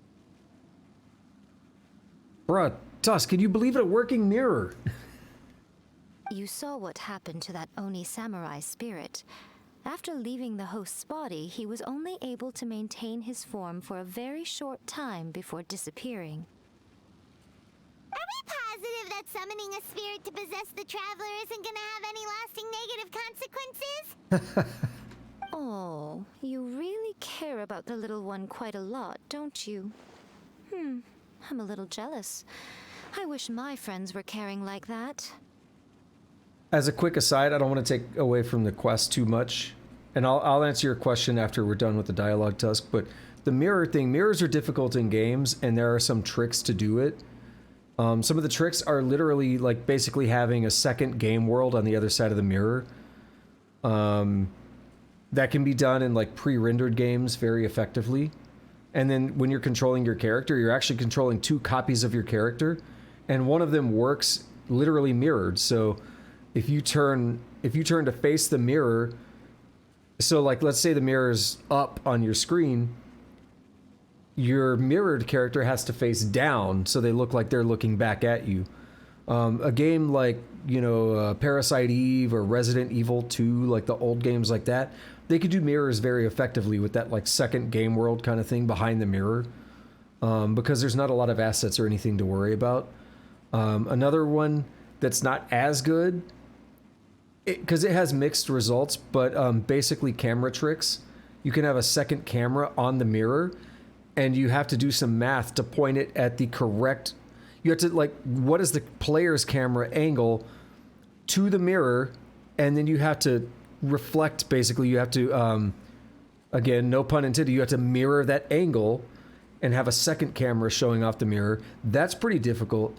It works, but it's pretty computationally expensive at times. That's why you don't see a lot of working mirrors. If you're doing that, usually what they'll do is they'll call a lot of stuff out of the mirror. That's why reflections look worse. The quality goes down quite a bit because they're having to render the game world again. So there's another thing. The more modern technique is, of course, ray tracing. Ray tracing, and well, I should say real-time. Ray tracing is old, but real-time ray tracing is literally tracing rays of light and seeing how they would bounce. So you take, we're not using that here, I don't imagine, but I'd pretty much put money on it that we're not doing that here. But like, imagine Yaimiko, light hits her face and bounces to the mirror and bounces back to the camera. And that's how we would draw reflections with ray tracing. And that's the most realistic and natural way to do it. But it's very, very computationally expensive. That's why all the new video cards have specific hardware designed to do ray tracing in real time. But that is going to be the best way to do it. The most realistic, natural way to do it. And that the cool things you get with ray tracing is you can have simultaneous transparency and reflections. So you could have light going through a window, but some light bounces back to the character. Or a good example in the game Control, if you have ray tracing on in Control, and you look at like a picture on the wall, like a picture with a glass over the picture, you could see the picture through the glass, but you can also see reflections on the glass at the same time. So it's a very cool effect to be able to see both at the same time. And that's only possible in the past, 5 years or so to get that real-time ray tracing. This is really cool stuff.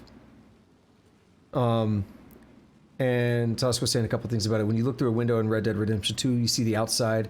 It looks like the whole game is just fully 3D everything, but it's not. It's only rendered where the character looks. Oh, yeah, so they're doing some tricks there. Yeah, I see what you're saying. In the water in Red Dead, you can see reflections from the shadows of trees and sun as well. Well, doing the reflections is one thing, and reflections can be done, but getting transparency and reflections at the same time is very interesting and difficult to do without really killing the performance of the game. Anyway, are you scared, little friend?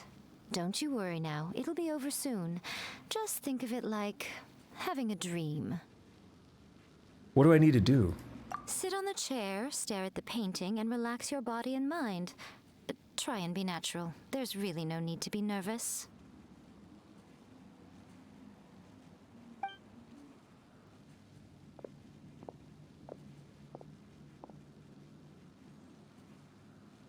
It's like she's sitting inside the painting. Huh? Is Paimon seeing things? Did the painting just move?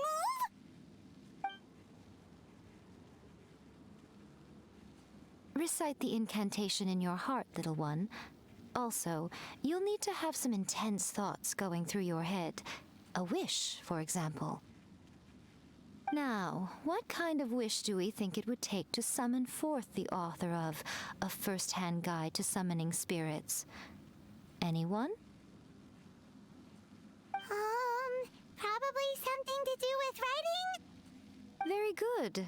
The wish needs to be heartfelt, though, so let me help add a little realism to the equation. The book is selling exceptionally well, Traveler, but we're going to need an outline for Chapter 4 as soon as humanly possible. When is the earliest that you can turn it in by? Ah, please, someone, anyone! The painting is moving again! What the? Oh, sick. I'll address your stuff when we're done with the dialogue, Tusk.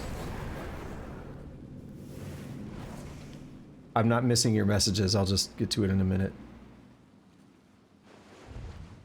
Who that? Oh, that's Yai. It's Yai Miko. It's obviously Paimon.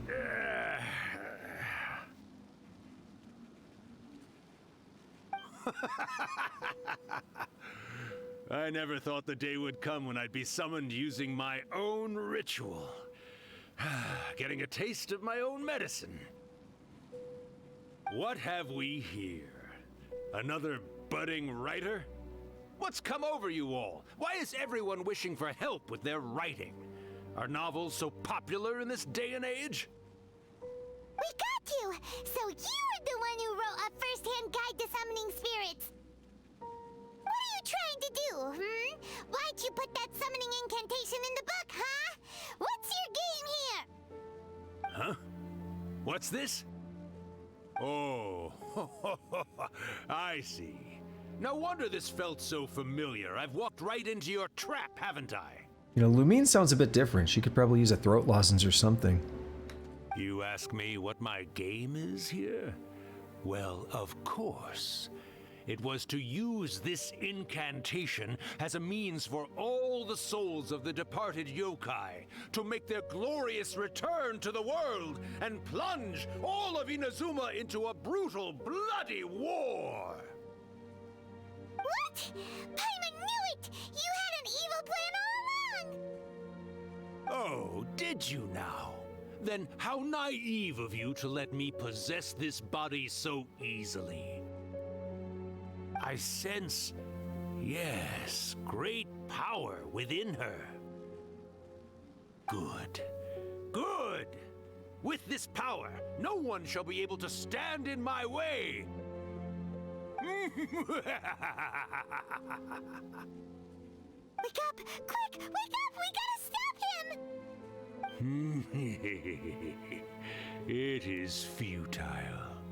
You shall never wake her again. This body now belongs to me! What if we get to play as Paimon? Hey! Come on, wake up! Don't let him take your mind! Miko! Think of something! Miko! Miko! I'm also possessed. Is she laughing?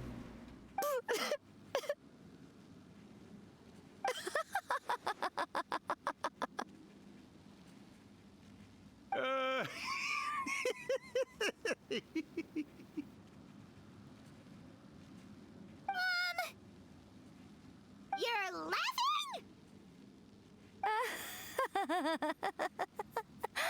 Oh, Rakusai, you haven't changed a bit. You caught on so quickly. Too perfect. Well, you made the face enough times that I couldn't exactly miss the hint. This is what you were going for, yes? Never one to stand on the sidelines of a good spectacle, are you? Always got to dive in and fan the flames, ah, you mischievous little kitsune, you. Look what you've done to this little flying one here. Aw, poor thing scared witless. You were having plenty of fun playing the bad guy a moment ago. Now you're trying to blame it all on me? Rakusai? Miko, you guys know each other? Oh, we go way back. Yes, we do. Of course we do. Allow me to formally introduce the author of A First-Hand Guide to Summoning Spirits, Urakusai. No, wait. To be more accurate, it's Urakusai's memory. Memory? But isn't he a spirit spirits, memories, they're just different words to describe the same thing. Something that comes from the ley lines. Do you remember that recent incident when the Rift Hounds were gnawing at the sacred Sakura's roots? I do. I didn't know this was that was a prereq to this. You witnessed human memories leaking from the ley lines, didn't you? Well, since there are human memories, of course there are going to be yokai memories too. In life, yokai possess supernatural powers, and even when they are a shadow of their former selves from a bygone era, they still have the ability to control whether they are visible or not. Typically, yokai memories survive longer in the world than those of humans. Indeed, indeed. I was wandering around the sacred Sakura's roots when I suddenly heard someone yelling, "Please, someone, anyone, help me write a truly amazing novel." Oh, what a nerd. It piqued my curiosity, so I popped inside his body and wrote a novel for him. It's so casual, right? So that's how it happened. But why did you include a summoning incantation in the novel? Oh, little one. Not to toot my own horn here, but when I was alive, I wasn't just another kitsune, no. I was a mighty and powerful Daiyoko. The memories of other yokai can't possess human bodies at will like I can. But with this incantation, they can go one last little joyride in the world for a couple of days. Anything they're still itching to do, they can go and get it done. But... She's trying to say that all the commotion this causes is likely to be a great disturbance to the humans. Disturbance? I guess you mean that we might leave them with some broken dreams after we leave, hmm? Oh, yes. And they might have a fever or whatever. But you know, I actually think that the most admirable thing about human beings is the way that they go out and shape their fate with their own two hands, given that they're not born blessed with the same powers that we enjoy. As for those who would rather draw on external power than seek to improve themselves, it's quite right that they learn their lesson eventually. So when you think about it, we're actually doing the humans a big favor. Miko, you agree, don't you? Yes, that's what I thought too. All right then. You finally convinced Paimon. You guys were right. What are you scared of, little one? Don't be deceived by her day-to-day antics. Miko is actually one of the most powerful yokai out there. I believe it. Not only that, Irakusai, but my latest work has beaten that book you wrote, A First-Hand Guide to Summoning Spirits, to become the most popular in Inazuma. Of course. You were never one to make extra work for yourself where you can help it. And yet you went to all these lengths to find my painting room, and even took the trouble to summon me. I knew you must have some ulterior motive. You were always the one to pick a quarrel with me when we all used to gather around and share stories. All right. You win, I lose. Happy now? I finally get to hear you say it centuries later. Ooh, I must say it feels good. I remember when you were just a little girl, always hanging off my shoulders. A few hundred years later, and you're all grown up. Oh, Urakusai, how much time do you have left? 7 seconds. Not much. That goes for all of us, actually. We've all got to go back where we came from in the end. Everyone's quite content in many ways, but they still can't help but ask, are we ever going to have another Hyakyako? I got a quick side question for you, Tusk. You were talking about like people going crazy for New Year's stuff yesterday. Are they still doing it? Or are they done? Don't you worry about that, Urakusai. Arrangements are being made. When my bell rings, it means the moonless night is upon us. Great. Wonderful. Fantastic. I don't know, tires, fireworks, anything. I hear fireworks right now. They do it for like an entire week here. They're not even supposed to do it here in the city, but they do anyway. Miko, it's been nice catching up, but I'd better conserve my energy if I want to stick it out until then. So, I'll be on my way now. All right. Goodbye then, Urakusai. One last thing, Miko. I just want to know, have you been well all these years? I've been great, of course. Every day is a happy one. Oh, I don't know if you heard that choppiness. Happened on my end too. Especially these days. Not only do I have my light novels, but I've also met these two delightfully nosy outlanders. And even A is finally starting to come to her senses.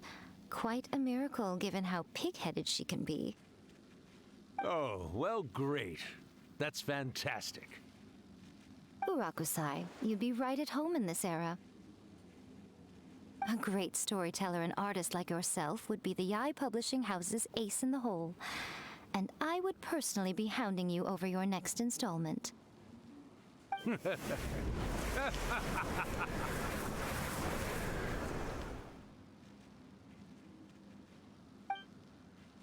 He disappeared.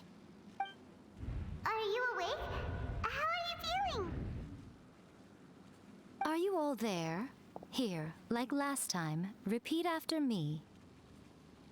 3, 2, 1. Oh, you beat me to it. Looks like your brain is intact. So, your first possession, What was it like? Not really first, Nahida. But you don't know about that. We were supposed to do this first. I remember everything pretty clearly. I just couldn't get in on the conversation myself. Good. Saves me from having to explain everything again. Hearing Urakusai admit defeat has put me in the most wonderful mood. In return, it's only fair that we make sure to deliver on what they're all hoping for. You mean the Moonless Night?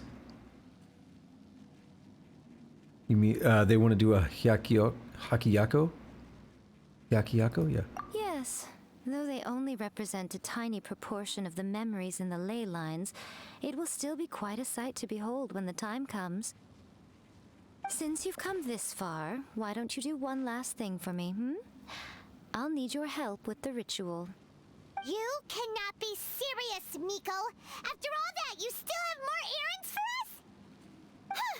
You guys teamed up to scare Paimon just now. If you think Paimon's gonna do anything you ask for, think again! But wait, Paimon, there's more, Aw, come on. I'm really only asking you to finish what you started. Besides, your paychecks are still in my hands. Paimon's paycheck?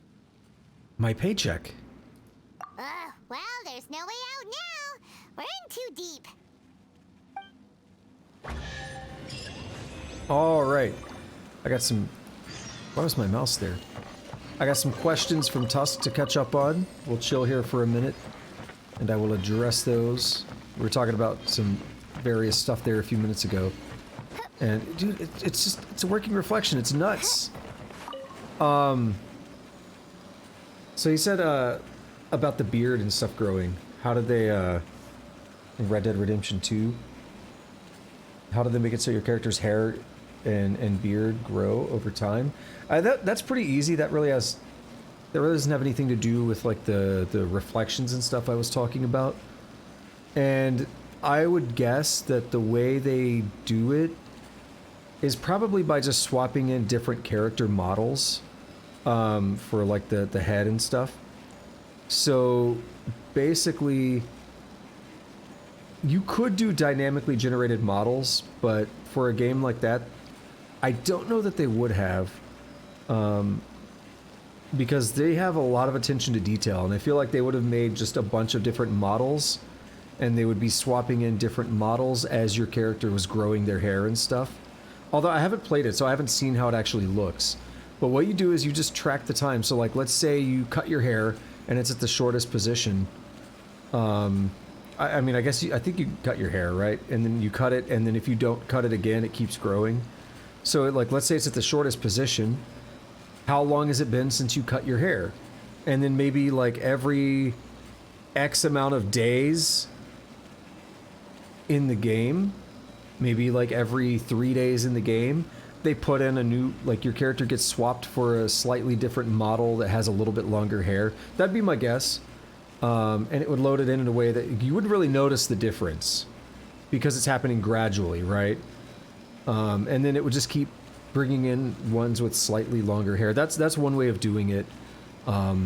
They could actually, like, track the hair length and, like, dynamically generate a model and texture and stuff for it, but that's a lot of work. And Rockstar could do it, but again, I just don't think they would. There's too many things that can also get wonky with that. So that would be the answer on how they probably did that. The answer on the how do they make it so there are mists and then the sun is rising and stuff, so that's probably kind of, like you say, a layer. My guess would be post-processing. A lot of effects in games are what are called post-processing. An example of that is motion blur. So motion blur is not part of the game world, right? Motion blur is added after everything else is kind of calculated and generated. So what it means by post-processing is you, like, generate the image and then you do some processing to that image, like blur it, right? That would be motion blur post-processing. I would guess the mist is probably something like that. Again, I haven't played it, but I would guess the mist is some kind of post-processing thing as well. It's maybe not exactly a normal part of the game world, but it's something that is being added after the rest of the geometry and stuff has been created, has been calculated. So you have, like, for example, in this one, we have a chair, we have, like, these torch things over here and stuff. You would have all this 3D geometry in the world, and then you would figure out, like, let's make some mist that fits within this geometry, and you'd probably hand that off to the you know, the GPU, the video card, on either the computer or the console or whatever to do that. So you call that a shader, right? A shader is a fancy name. It does not literally mean it's doing shading, although that's often what it's used for, like shadows and stuff. A shader is a fancy word to mean a program that runs on your GPU rather than your CPU. So it's probably a shader on the GPU that's just calculating where can we put mist that looks natural in the image. Like, you don't want to make it going through a tree or something. You might make it go, like, around the tree if it's in, like, a little like pond or something with, like, a tree in the middle of it or something, right? Because mist will typically be above water. So you could use that kind of information to figure out where to add it in as kind of a post-processing effect, if you will. Mist would probably be something that you could turn off on a PC version. I don't know if you can. I haven't played it yet. But mist would probably be something that you could turn off to save on performance if you were having issues running the game. Would it be a texture? I mean, so a mist is interesting, and, like, dust as well. You could also think of it as a like a particle effect. And again, a lot of particle effects are also what are called post-processing effects. A lot of times, some of that stuff uses decals as well. So I guess I'm describing a volumetric mist, which would actually be 3D. But a lot of particle type stuff is not actually 3D. It's a 2D effect that looks 3D. An example of that is in Elder Scrolls 4, Oblivion. The torches are actually just 2D images. If you go to the Arcane University in Oblivion, you can actually... You don't have to go out of your way to do this. You don't have to, like, glitch into anything or whatever. There's like this higher walkway, and if you look below, there's, like, people getting lectures and stuff, and next to them are torches, and you can just look straight down and see the tops of those torches, and the fire is a flat 2D texture. It's very weird. The Luigi Mansion one should be some kind of a part. I think it would be. I'd have to look back into that. I still have that open. It's my bad for being so late on getting through that. I still have that open to check out more. I have to double check on that. And I'm probably not doing the best way at describing all of it, but that's kind of how a lot of that stuff works, is they're tricks. Or they're not exactly what you as the player think they are, but they look good enough. So a lot of it's not necessarily like a real part of the game world, right? That's what I'm trying to say. So like if I shoot this electric bow, like you see all those like glowy particles and stuff, those don't like interact with anything, right? Nothing is going to come in and like touch those and interact with them, because they're just kind of a fake thing that's being added in. And it's kind of like a post-processing effect almost. In that case, I don't know if you call it post-processing, it might be. But that's the same kind of idea that's probably going on with a lot of that mist and stuff. So what you're seeing there is with the mist, they probably, you know, they have the whole game world. Like I said, you know, you have a chair, you have a tree, you have whatever in the game world. That's all geometry that you can use to calculate where mist should and shouldn't go. And again, you'd probably do it over water and everything. Mist probably has specific places that it should be and shouldn't be, based on the environment as well. And then there's going to be post-processing effects that determine what it looks like when you have, say, sunlight going through the mist, right? Because it's going to look different than if it's at nighttime or whatever, right? And that's all some of the last things that actually happen to the image before you see it. The biggest, like, the main meat of the image, though, is just getting all that geometry put together, figuring out, like, what angle are we looking at everything from, how do we convert that into an image the player can see, and then we make it look pretty, right? So post-processing effects they do take a lot of effort for the GPU to do, but the first thing that matters the most is we get all the geometry and everything right, and then we can make it look pretty. And that's why those are things you can disable on PC for performance reasons. No, cancel. We'll see if we can do that in here. You can usually disable that on PC because it's like, it's just there to look pretty. It's not really something that's necessary for the game, right? It doesn't change the gameplay. So if we go to graphics, environment detail, anti-aliasing, volumetric fog. So volumetric fog is like I think I just used that word earlier for the mist, volumetric. That would be like actual 3D mist that interacts a bit more with the world. That's more computationally expensive, and that's why we see that we can enable or disable it here. We do have reflections, motion blur, bloom, crowd density, all these things we can change, right? The filtering, subsurface scattering, that's all, like, some of that can be pretty intense if you don't have a strong enough machine.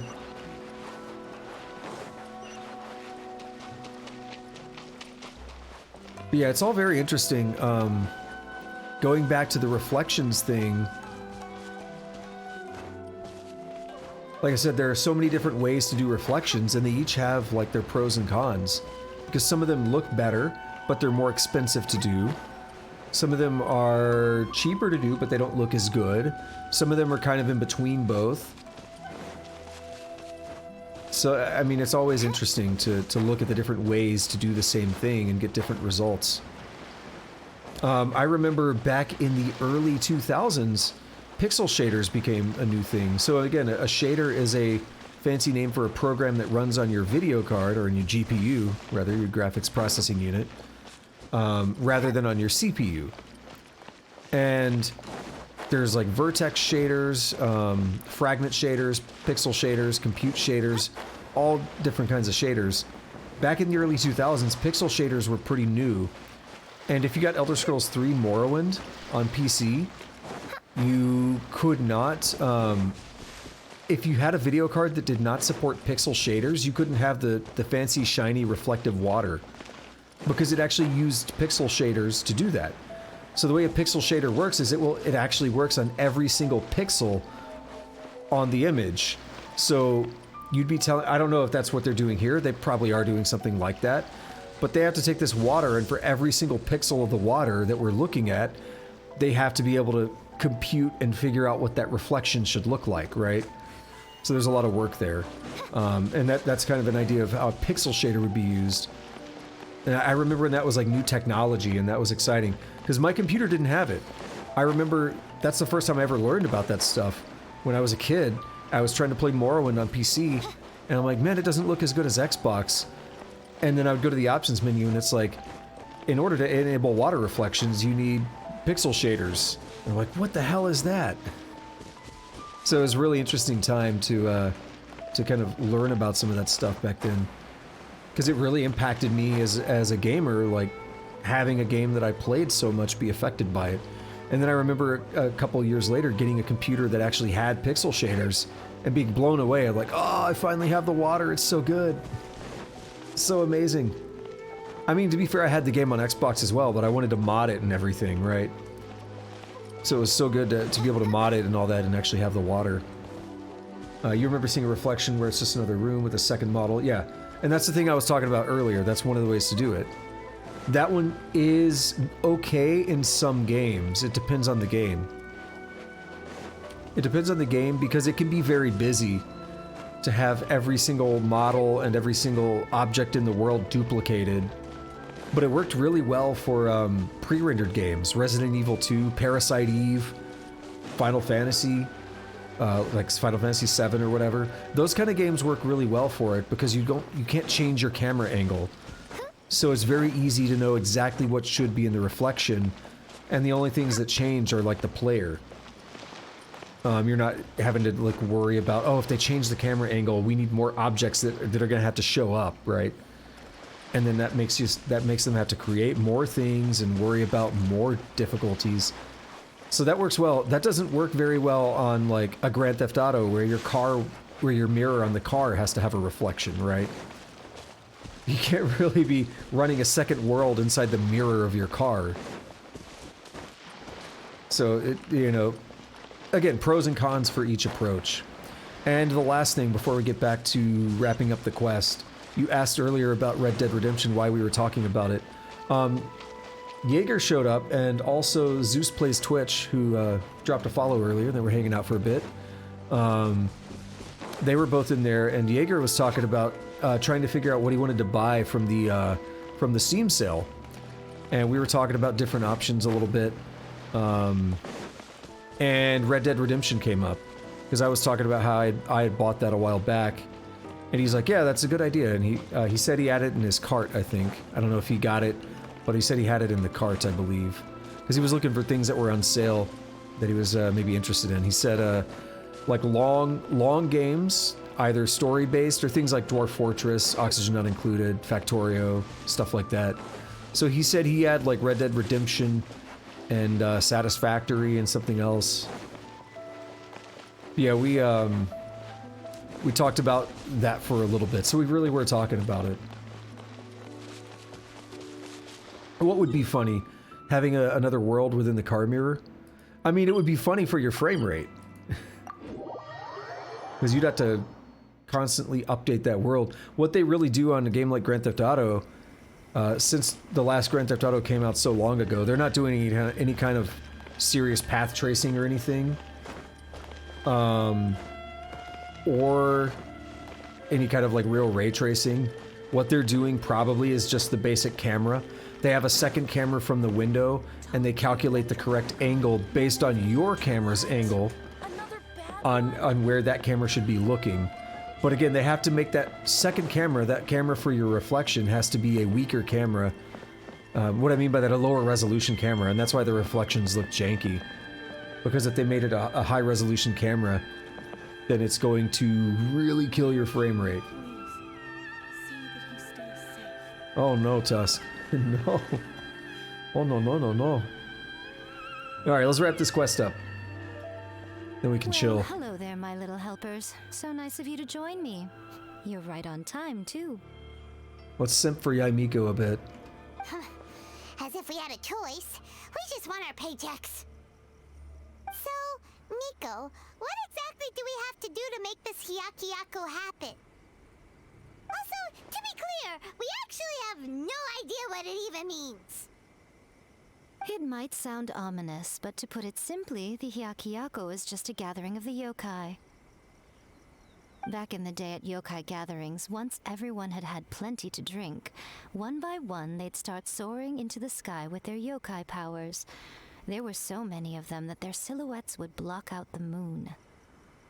But now, the yokai memories that leak from the ley lines are weak. They are no longer able to fly. So I will be performing a convocation ritual for them, gathering all the wandering memories together in one place. When the time comes, they will gather in the sky above the Grand Narukami Shrine. Once their energy is spent, they will be satisfied and return to where they belong. Or the skies of Tevat are fake, so let's just turn them off for a bit. I see, I understand. Preparations for the ritual have actually been made well in advance. Remember the incantation and the mention of moonless night that I added to our novel? Oh yeah! Something about reciting the secret spells of Lady Kitsune on a moonless night. That's the one. Actually, it's not a wish-granting incantation at all. It's a spell to help calm the ley line memories. When that time comes, let's all pitch in and help send them on their way. What do you need from me? I will start the ritual preparations shortly, and at that time, I need you to do two things. First, tell the Shrine Maidens to leave the mountain. During the Hyakyako, a whole swarm of yokai memories will be hanging around in the air above the Grand Narukami Shrine. Having the Shrine Maidens leave avoids the bothersome issue of someone potentially getting possessed. Ooh, Tusk, I have another thing I'll bring up after this. It involves teardown. After that, I will commence the ritual, and the memories will begin to congregate. This will take some time. I need you at the foot of Mount Yogo during this part to keep an eye on nearby monster activity. The memories are normally dispersed and don't pose a threat, but when their energy is concentrated, it is likely to disturb the monsters. They may see this as an opportunity to try and make it up the mountain. I need you to fend them off so that that doesn't happen. Alright, got it. Then what? Well, if at that point you felt like coming to the shrine and getting a close-up view of the yokai, I wouldn't say no. Okay, let's get going.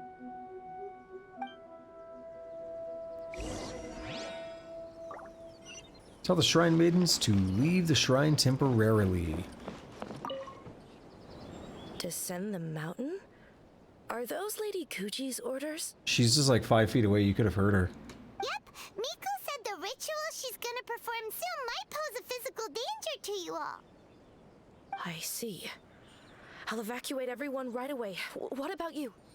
We'll be taking care of a couple other things for her. And once we're done with that, we're gonna come back and do the ritual together. Because we want to make sure she's safe too. It seems like Lady Kuji places great trust in you. Lady Kuji's never allowed anyone else to be in her presence when she's conducted rituals like this in the past.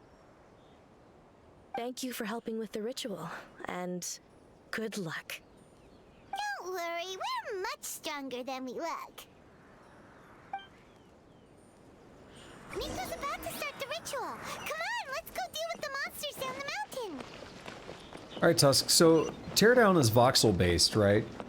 And of course voxels, you know, Minecraft is where like everybody learned about voxels for the most part. I mean, obviously not everyone, but voxels are an older technology. I think they started in the 90s.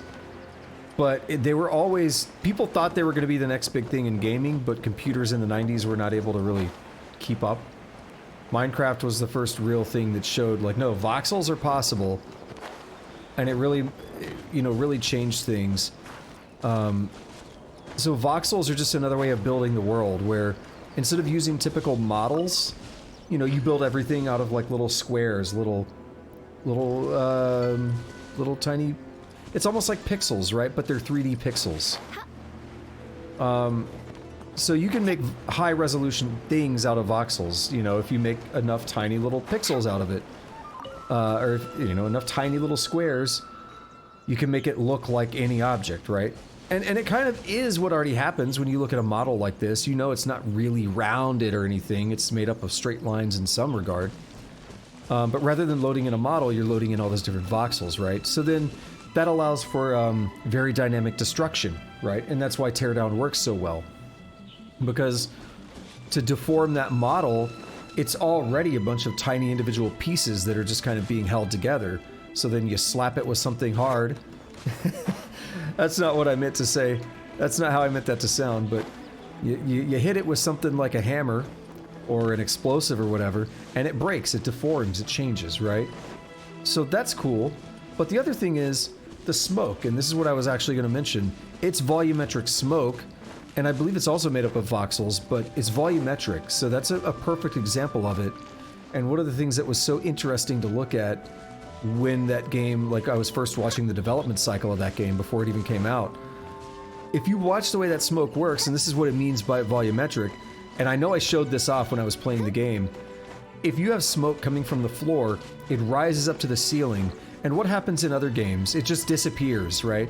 It just goes through the ceiling, or it only goes up for a few feet and then disappears, because that's how smoke works, right?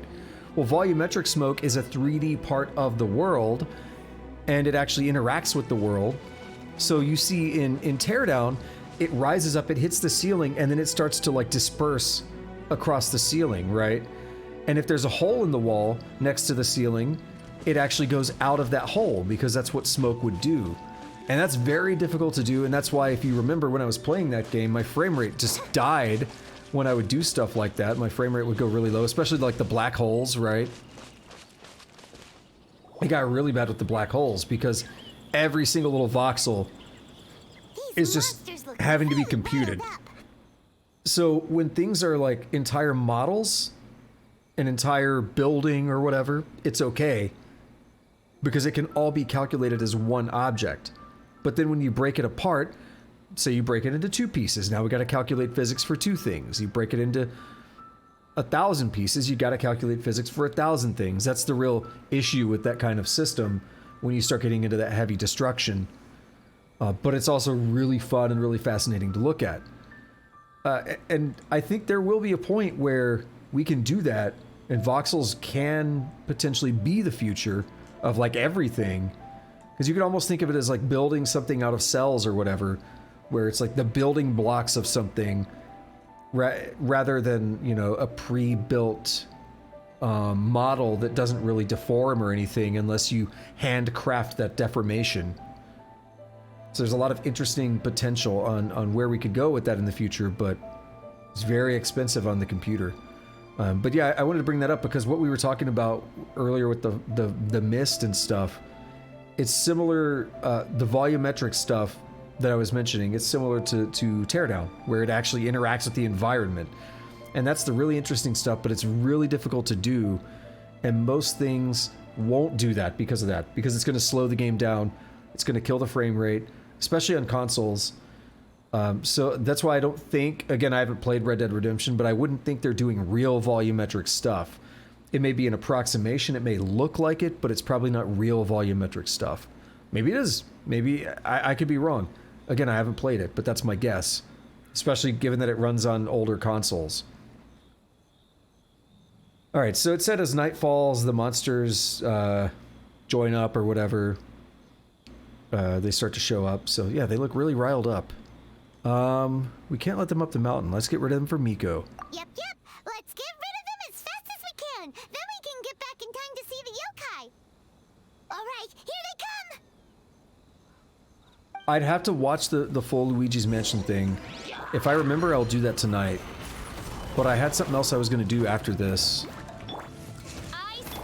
So that might be a problem. So I don't know exactly how it works. It's not that it's never been possible, though. It's just that it's difficult, and again, it could be an approximation of it. It could be just some trickery that looks like it.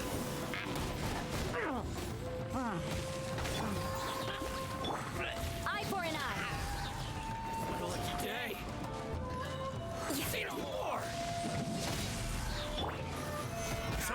Because like real like volumetric stuff usually has like physics involved and everything.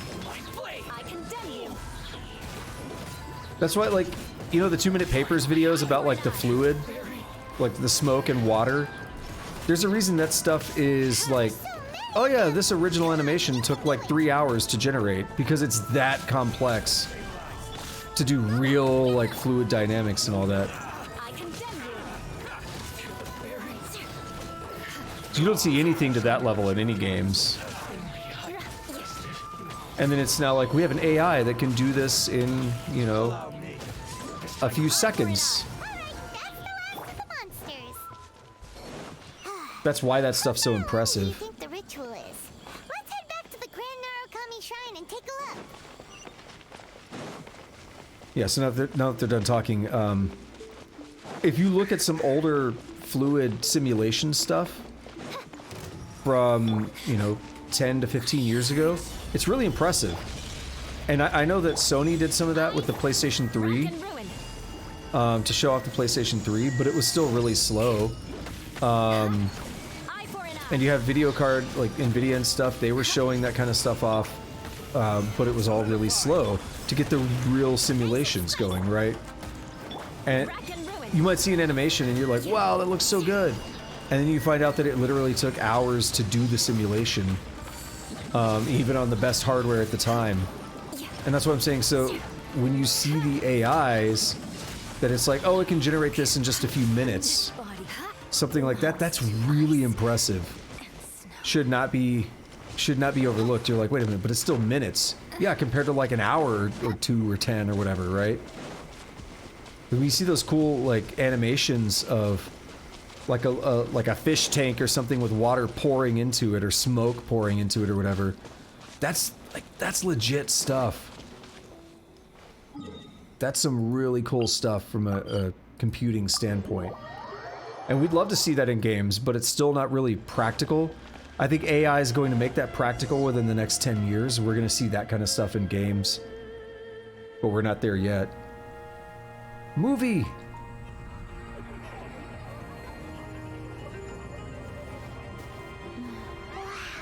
So many! They're everywhere! Huh? Yes, the memories of the yokai. They haven't been able to relax and soar through the air like this for a long time. Come with me.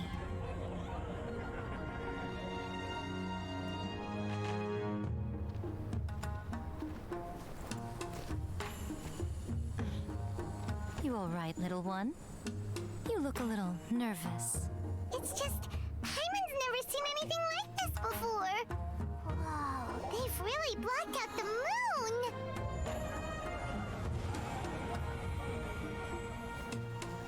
It does look a little intimidating, doesn't it? But I know them. They may be loud and brash at times, but they are good and brave souls. Even after losing their lives in a brutal war, they have never given in to grief or despair. Alas, their time is short.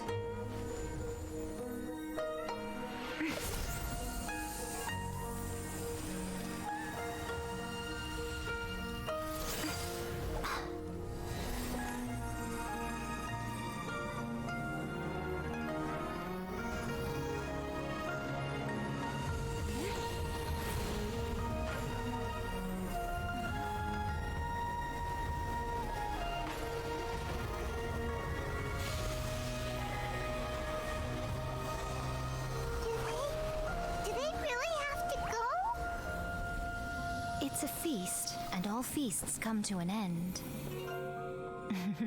Since you're sorry to see them leave, why don't you do the recital along with me?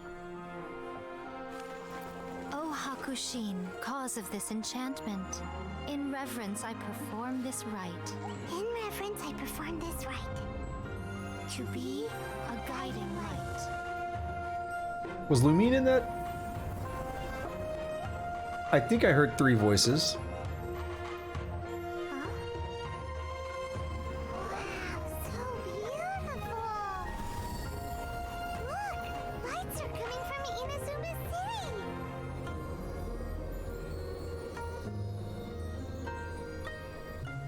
book says, recite the secret spells of Lady Kitsune tonight, and our wishes will come true.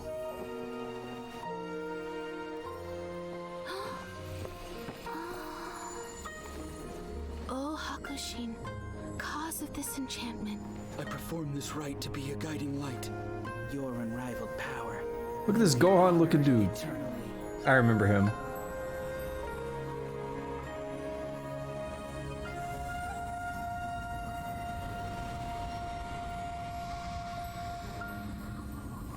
Murakusai, you asked if I was doing well. Really, every day is a happy day for me. But watching you all leave now, I can't help but feel a little lonely. We'll Just keep a you little, company. of course.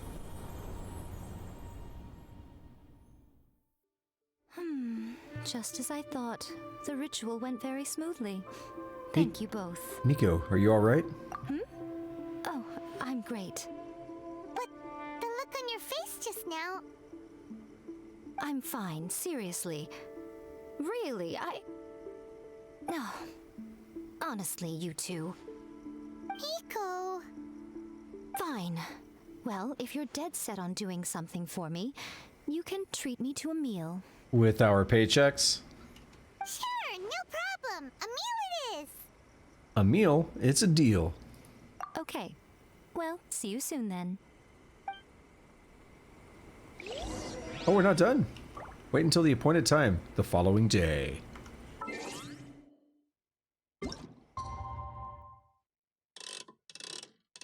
Tomorrow. Let's have a meal in the middle of the night. That's what you do when you get drunk. Bars closed. I need some food.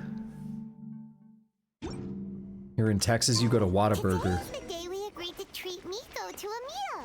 The venue is Uyu Restaurant. Let's go! Yeah. Texas people know what I'm talking about.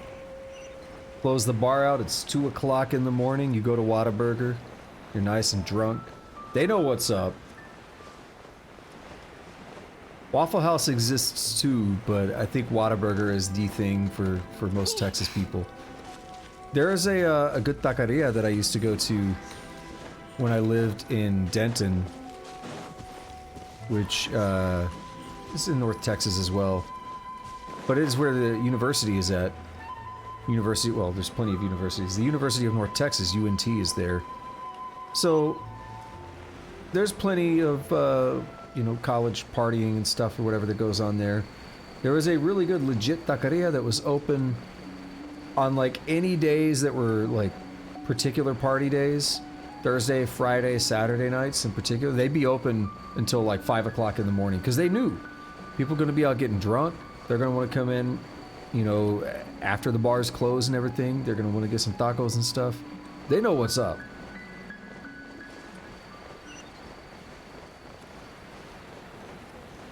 Those were some intense clouds, and now they're gone.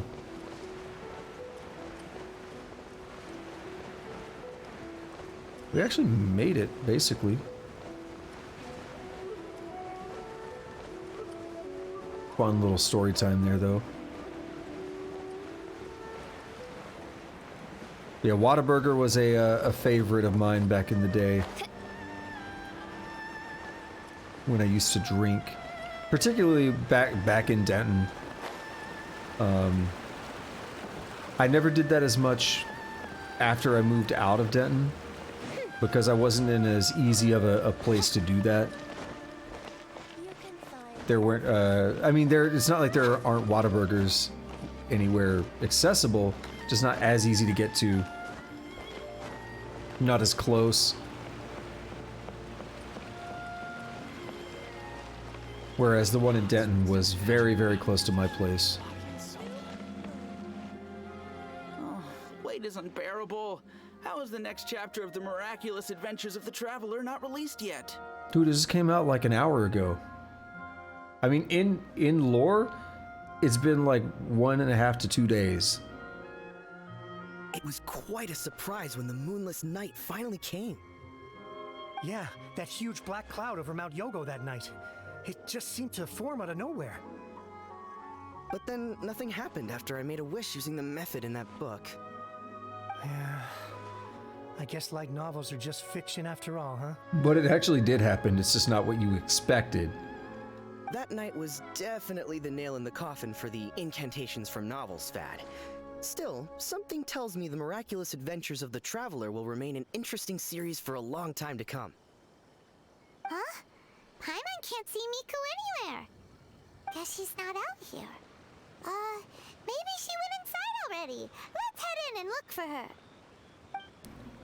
It's gonna be a happy ending, but if they didn't want to do that, we can go in and she's like passed out on the floor or something crazy. It's gonna be a happy ending. It's a regular Genshin quest. But still. And then it's like to be continued in the next one, whenever that is. Ah, my little friends. There you are. Miko, what is this? You started eating without us? Dang. I did, yes. You're paying after all. The thought of being able to eat the most expensive dishes and drink the finest sake, all for absolutely free? Oh, I just couldn't wait any longer. Ah, boss, see these two faces here? Remember them. They're the ones picking up the bill later. Alrighty. Dot dot dot. What's gotten into you? Come on, sit yourselves down. You have to try this fish. It's found exclusively in the waters around Seirai Island.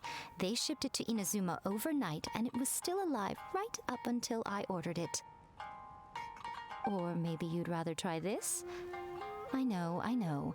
I normally can't bring myself to drink sake this expensive either. If you don't drink alcohol, that's fine too. There are all kinds of fruit juices covering the whole price spectrum. Miko,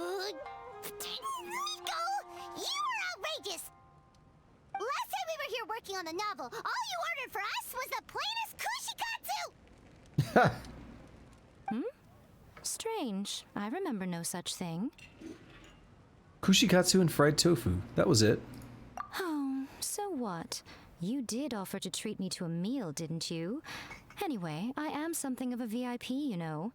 Wouldn't you find it embarrassing to treat me anything short of lavishly? On the one hand, I simp for you. On the other hand, you kind of offered me to treat you to a meal. Miko, this meal is going to be super expensive! Aren't you afraid we won't be able to afford it? Not after you get this paycheck. Oh, don't you worry about that. You can most definitely afford it. They're still printing your light novel by the batch, you know. You have quite the generous payment due. What? Aw, darn it! She tricked us into this! Miko was after our Mora from the very beginning! Shouldn't have let our guard down. We've been taken for a ride. Oh, the looks on your faces right now. Too perfect. Oh, by the way, since nobody's wishes came true on the moonless night, novels with incantations are no longer in vogue. So you'll have to come up with something new for the next chapter of The Miraculous Adventures of the Traveler. The deadline is looming. I'm counting on you. Quest done, yep. Act 1 complete. Thank you for the meal. Oh, no. I thoroughly enjoyed myself today. Oh, did I mention? A saw that convocation ritual we performed over the Grand Narukami Shrine. I know she can be pig-headed, but it still took me by surprise when she wrote me a long and sternly worded letter about it, chastising me for taking this whole thing much too far. Oh, I hardly see what all the fuss is about. Everyone seemed perfectly happy to me. There we go. And that is that.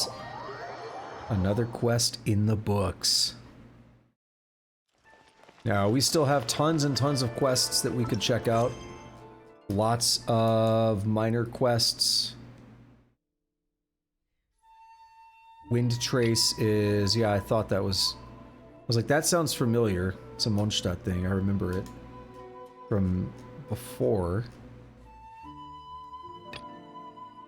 Go to Mondstadt's alchemy store. So we're definitely still waiting on the next Archon quest in the next patch.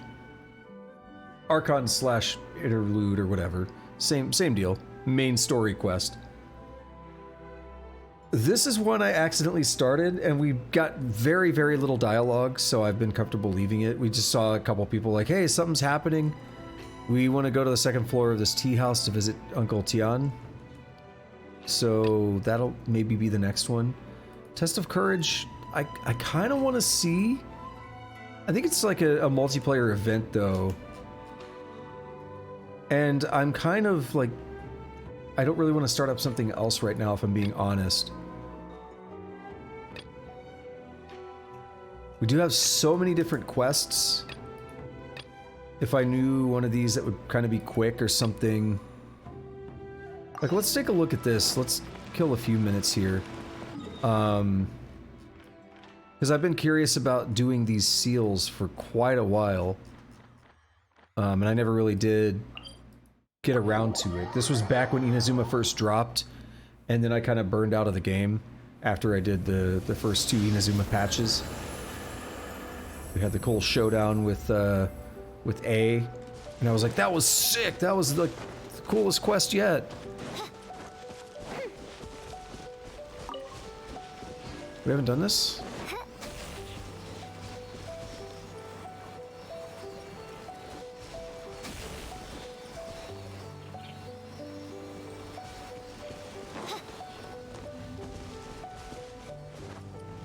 How do I make this one happy?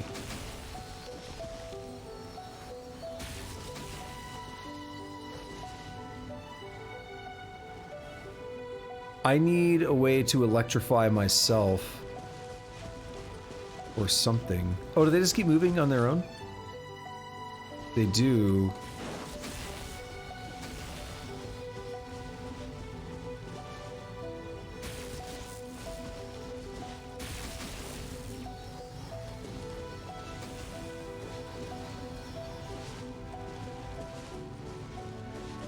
How do we do this?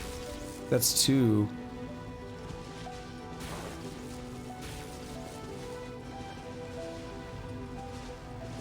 Oh, I'm not lit up anymore.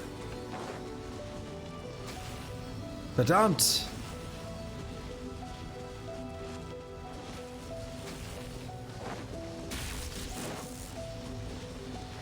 Spin back the other way. No! So close.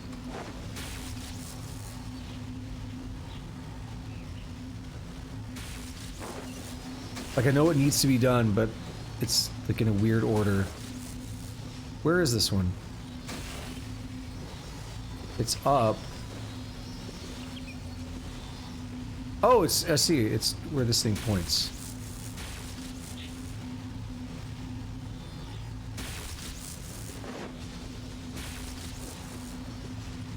Damn it.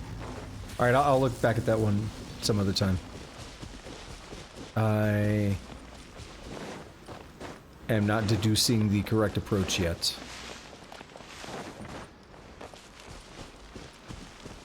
And I want to check out this other thing.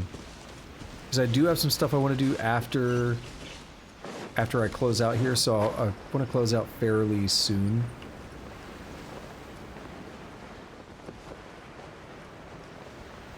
Looks like there's an empty spot for a Sealy right here.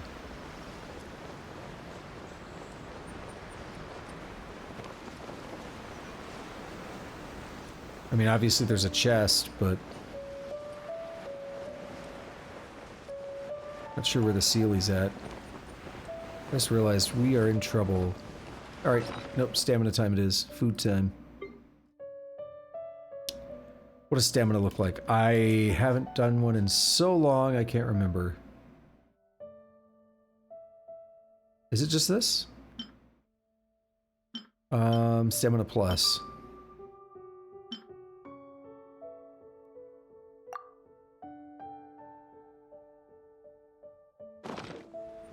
Oh, that just makes me sad, dude. That makes me sad, Tusk.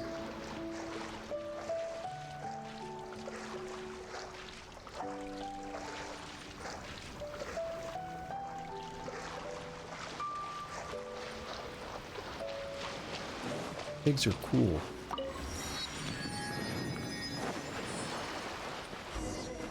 This must be the eye that Suyoko was talking about. Stabilize. I was like, I don't trust it. They say that Omikami's envoy had 3 eyes, one for the soul, one a mirror, and the last the truth. From the depths it arose, from the south o'er the north, and all about the western mound. The 3 eyes shone mercilessly to ward off the dragon's air. Paimon knows all these words, but none of them seem to mean anything strung together. It doesn't look like there are any clues around here either, so why don't we try using Elemental Sight?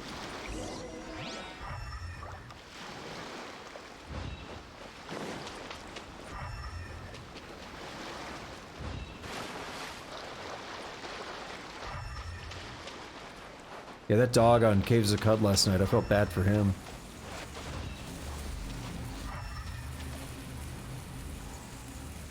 What do I do? Oz, reveal thyself.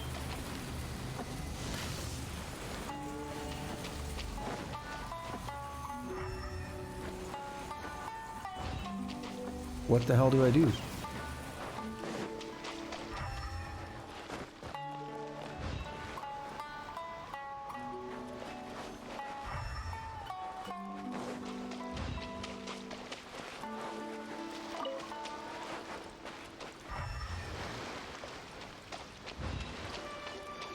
Are you enemies? Yeah. Solidify. No rest. I didn't realize you guys were in Inazuma.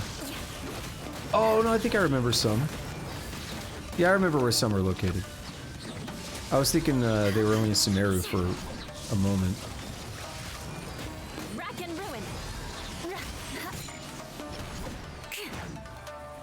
I condemn you. Still got that bomb-ass Inazuma music.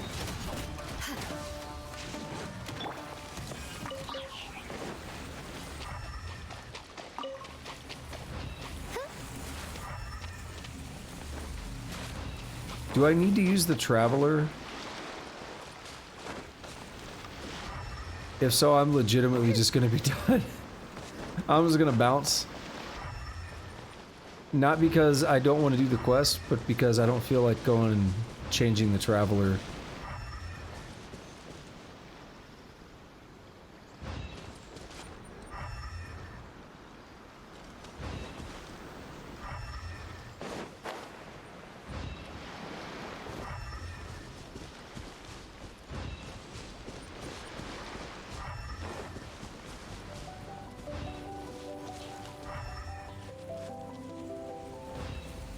We've been to all 3. I don't see any way to interact. Can I shoot like that?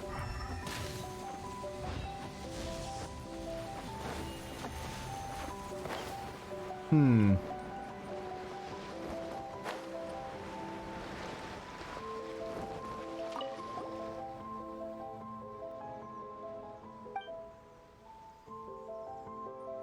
Wait. Is it... I have an idea.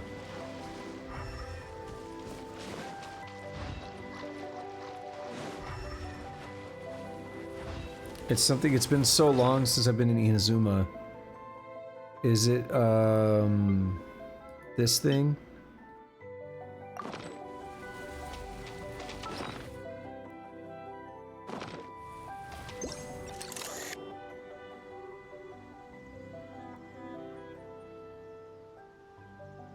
No, it's for statues.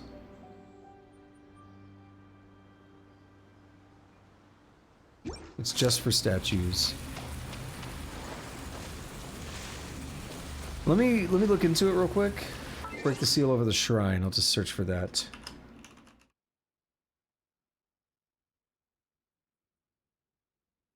How to break the seal. Because it's been like over a year since I got these quests.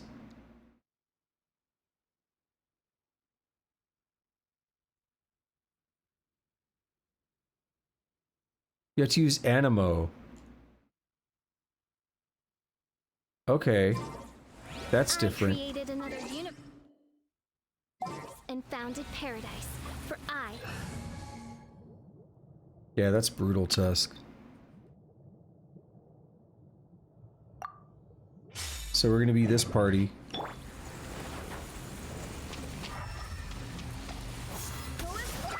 That is something we've seen before, I just forgot. Yeah, hit him with Electro.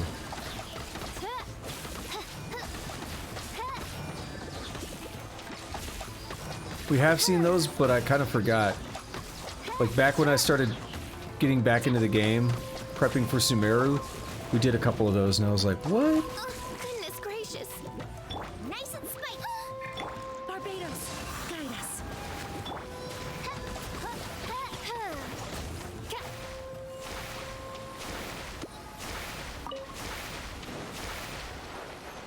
We all healed up a bit. That's why I feel so bad, Tusk, in Dwarf Fortress. I queue up animals to butcher, and I'm like, no, this makes me sad. And you look at the animal, and it's like, felt joy after gaining a sibling. And then it's like, I'm butchering this? Come on, that just makes me sad.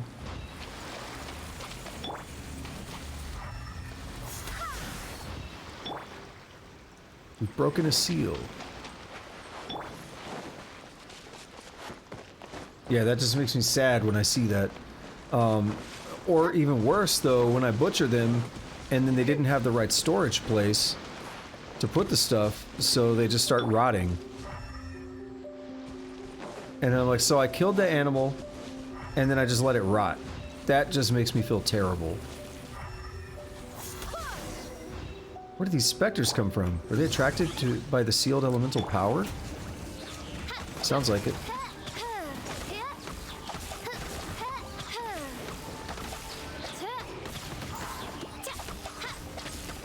No rest for the wicked.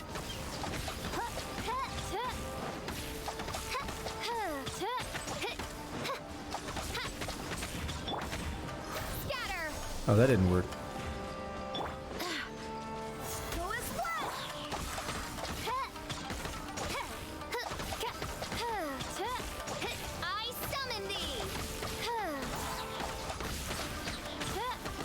It'd be awesome if we could take this dude down. Yo, he's hitting hard.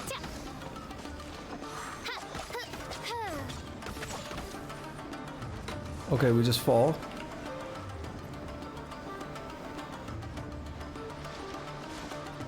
Okay, we just fall again.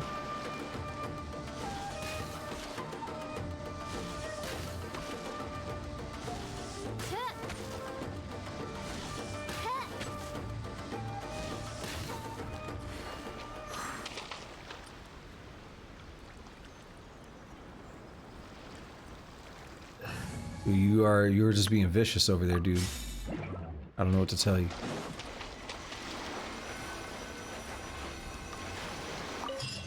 We found a pearl. Is this the spirit pearl Tsuyuko talked about? Go to the Fang.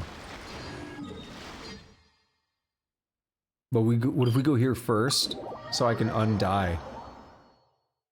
I took a lot of damage.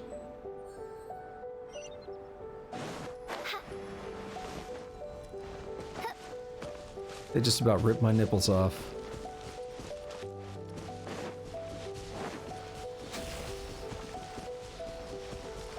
This one's actually not completed.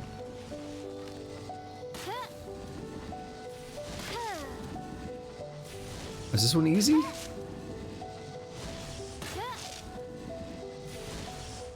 Sort of.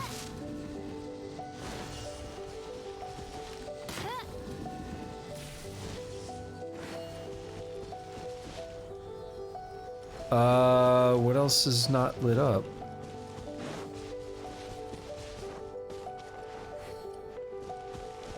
The hell?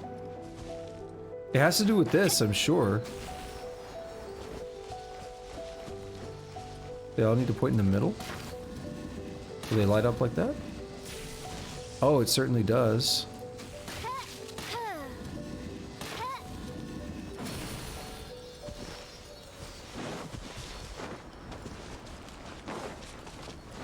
Where are you taking me?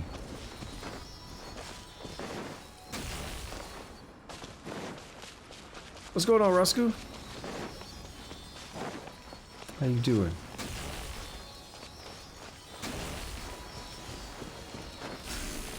Yeah, but see, I don't be like that, Tusk. You know I don't like doing that.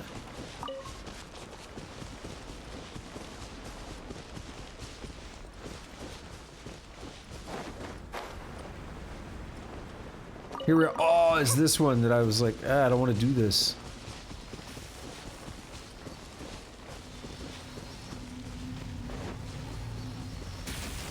We have 3 of them. Unless you're just gonna keep hanging out up here.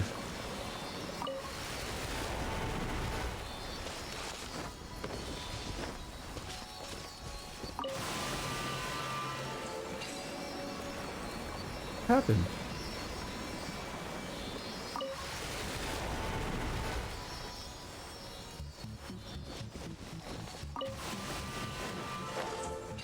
Oh! Alright, which ones get locked in?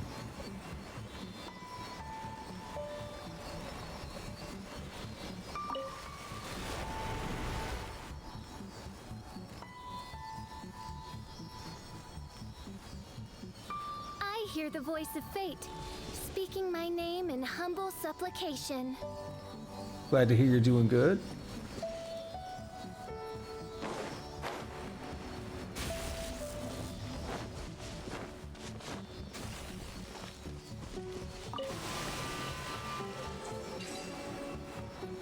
So can we get these 2 on the right to be locked in?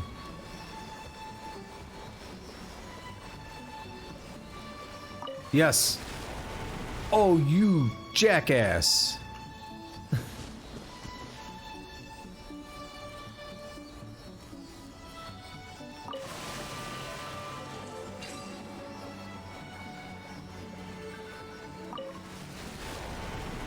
It's locking the 2 close ones now.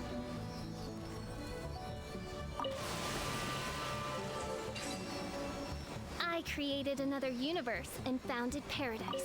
For I, Fischl, am the Damn it. Prinzessin der Verirrten. Oh, wait, wait. No, that's good. Don't hit it again. Oh, no, it's not. Never mind.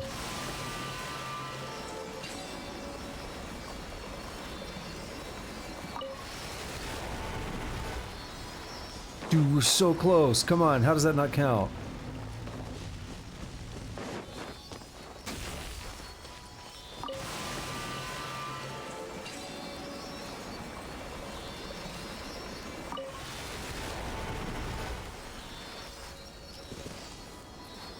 Alright, we're gonna try one more time. Might be able to make this work.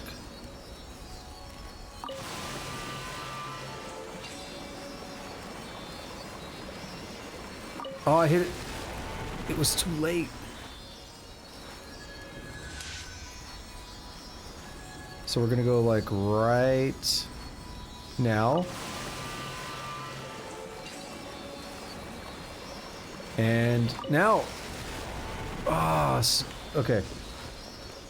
You have to, like, there's a delay before you can activate it again.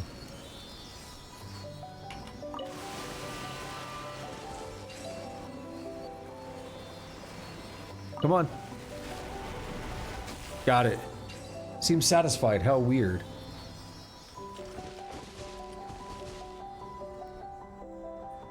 And now you're gonna activate that other thing I was looking at. Yo, the puzzles in this game are... I mean this in a good way. They're stupid. I mean in a good way as in, like... I wasn't trying to do the puzzle, and then I was like, I gotta do it. My brain is saying you do this right now. Is this house gonna, like, rebuild itself? No. Paimon wonders if these Electro-Zealy are here to... Sealy are here to watch this... So, Sealy. Within this desolate plain. Sealy. I kept saying Zayli, almost like German.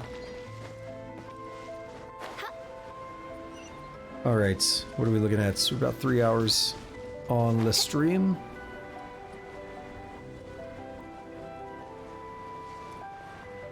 Let's go just a little bit more here. I think I'm gonna jump over after this. I'm gonna do it off stream, but I'm gonna go back to Dwarf Fortress for a bit, and I'm gonna record a little bit offline on getting the Diluvian machine working. I want to go into spring a little bit and get some of those pump stacks set up because I can't resist the call.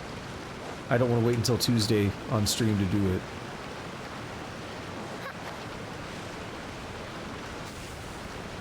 I'm thinking what I might do is just try to get them all built, and then we'll wait to test it until on stream. But man, that's going to be tough to wait because I really want to see it working.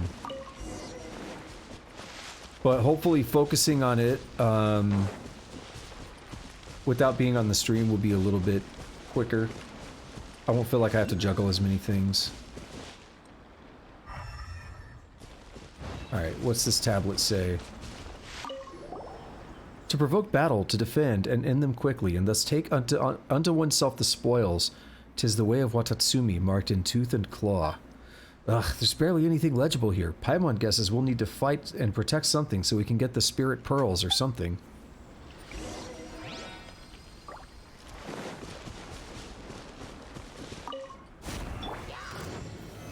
Protect the leyline monolith for 120 seconds.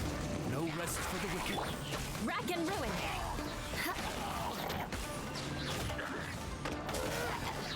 Eye for an eye.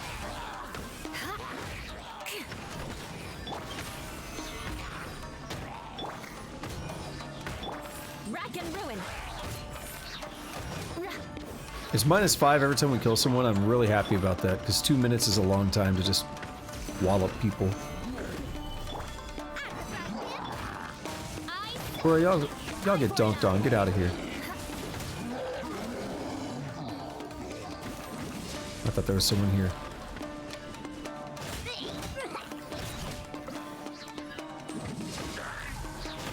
Let's win! This one was easy. I like it. I didn't have to switch characters. Another spirit pearl.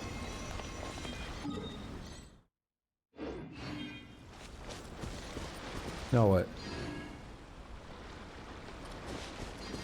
Oh, there's a an Electroculus here. It's down here. Don't miss it. Alright, what's next? See if we can knock these 4 out. Because they've been bothering me for a long time. The Fin of Watatsumi.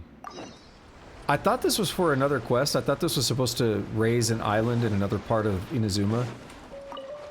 But it's all centered around Watatsumi.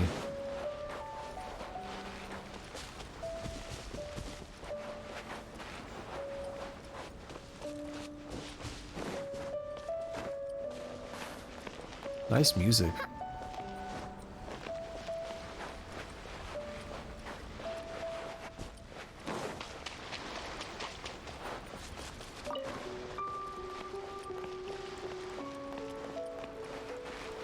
Look at that bird, just taking off. He said, "Bish, get out of here."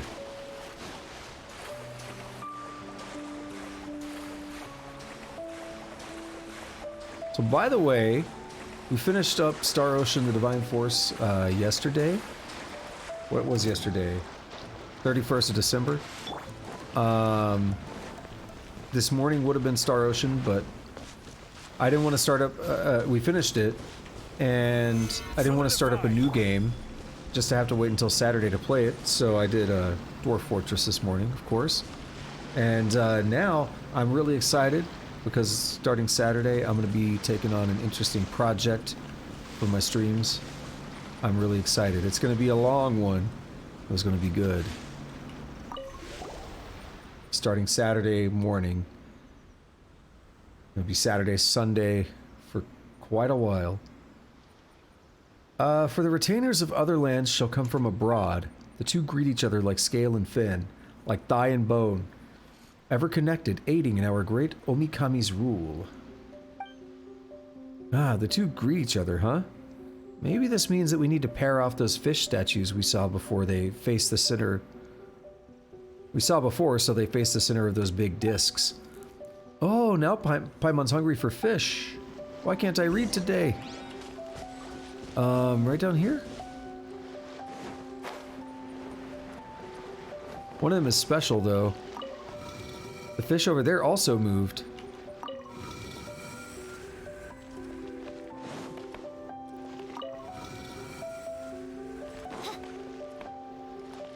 So, what's gonna happen is we're gonna have to freeze some of these in place. Who's being a dick?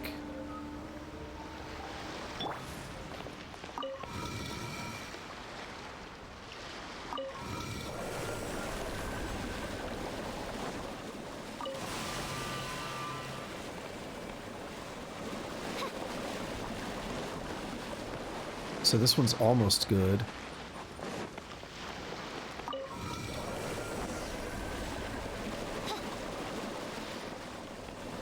Seal's broken. Let's go eat some raw fish. I'll pass on that. I'm not a huge fan of fish in general. I definitely don't want to eat it raw. That concept disturbs me. And that's a third. We're getting close. I understand that people do eat raw fish, but I'm gonna pass on that. I'll stick with chicken and ground beef. And bacon. That's about my limit for meat.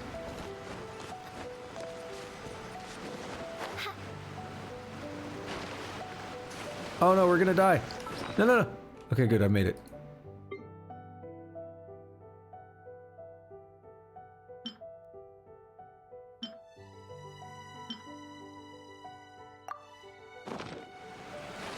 I wasn't paying attention.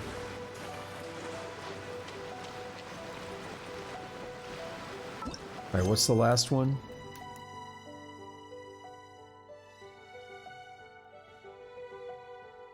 Tale of Watatsumi.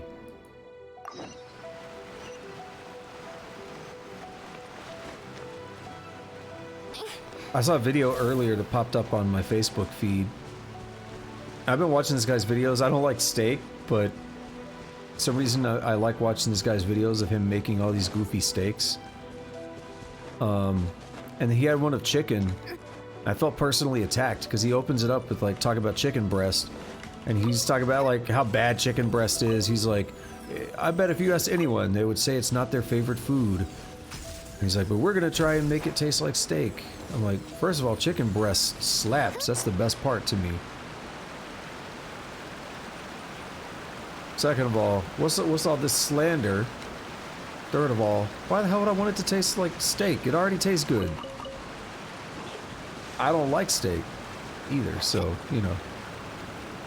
I'm a little biased, but it's like, dude, chicken breast is good on its own.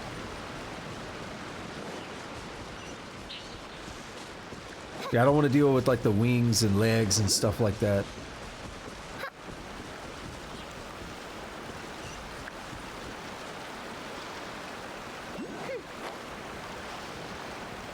Guess we have some Electroculus under somewhere. I will mark the spot on the map.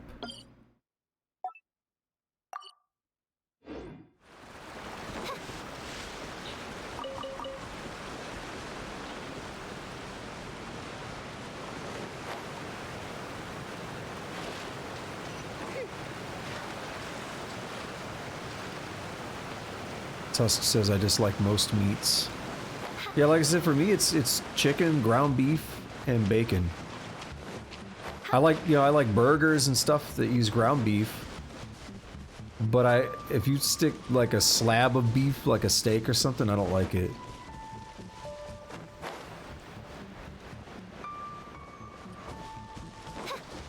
And yeah, I'm a bird. I'm a bird person. Give me chicken. I like turkey. I haven't tried duck, but I would love to try it. Like, I'd be open to trying it. Same with like, you know, quail or whatever. Different kind of birds. I'm definitely open to trying different birds. Let me see the Goshu Rock's tail or whatever it said. Because to me, that's always been my preference.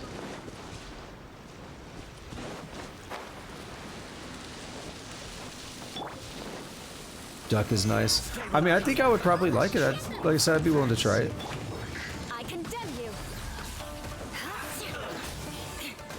I'll try a lot of things. There's some stuff I don't want to try for various reasons. Like, if the sight of something makes me gag or whatever, I'm probably not going to try it. I won't be open to that, but I'll try most things that don't. Like, the last time I tried a mushroom, it did make me gag, and I haven't tried one since then. Like, I had to spit it out. I couldn't eat it. So I won't be trying any mushrooms anytime soon after that. But I tried it. That's the thing. I at least tried it. Founded paradise. This holy hall contains a divine blessing. Tread lightly and walk slowly, following the lights. Run not, rush never, make no hue or cry, and approach with piety in one heart for our great Omikami's grace. So this means we need to take it easy and respectfully? How are they going to measure our respect, though?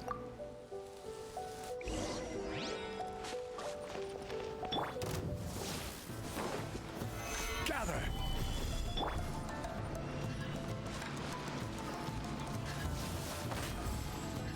I thought we were going to get them to light those up.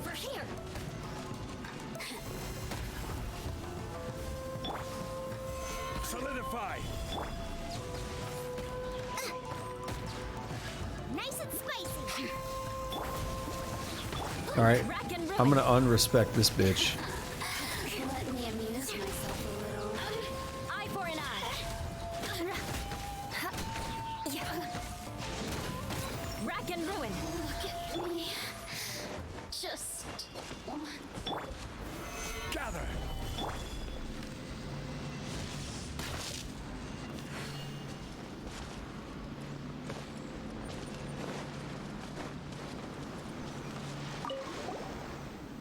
Divine blessing, tread lightly and walk slowly, following the lights. Run not, rush never, make no hue or cry, and approach with piety in one heart. So, how do I walk? Control? Yeah.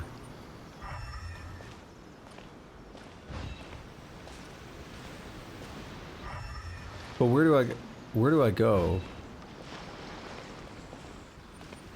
I walk away from it, I walk towards it.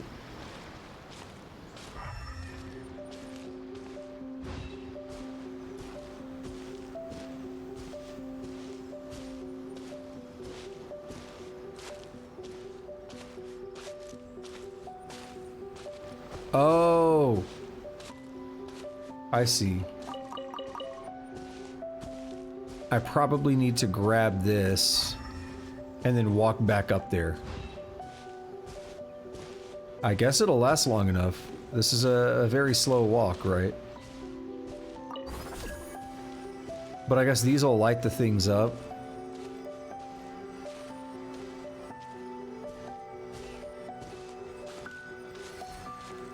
Maybe. Light up.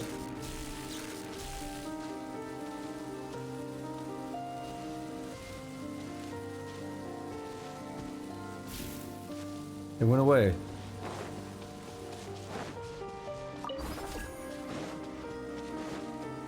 Let's light them up. Looks like we can't take too long.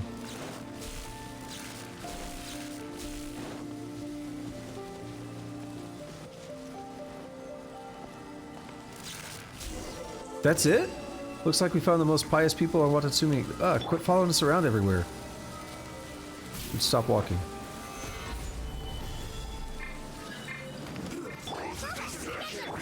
How did that work, though? That was goofy. Oh, whoops! I thought I switched. Vengeance will be mine. We're about to start taking damage. Alright, let's try turning this in. Prepare for a lot of text. Let's go find Tsuyuko. She's on like a beach somewhere, right? Oh no, she's in the heart. Oh, it's actually called Heart. Oh no, the quest is Heart of Watatsumi.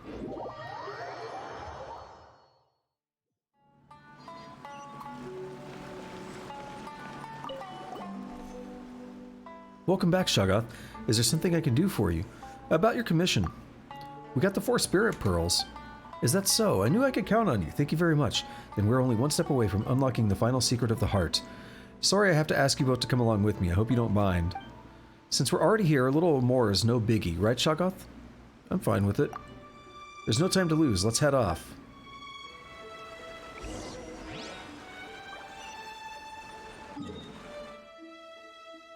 We'll go here. I still kind of remember the first time I got here, and it was so exciting and interesting.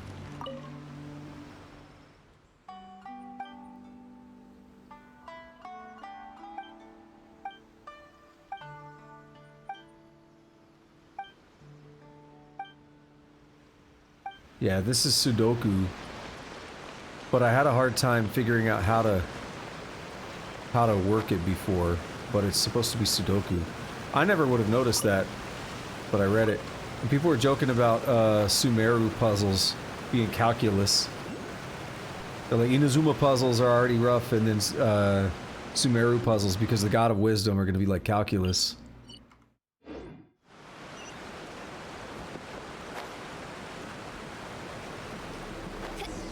This is the place.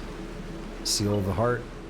A strange phosphorescent seal upon which the symbol of a fish has been graven. Giving it pearls, do it. An ancient vibrant pearl within which lies the secret of the ocean depths.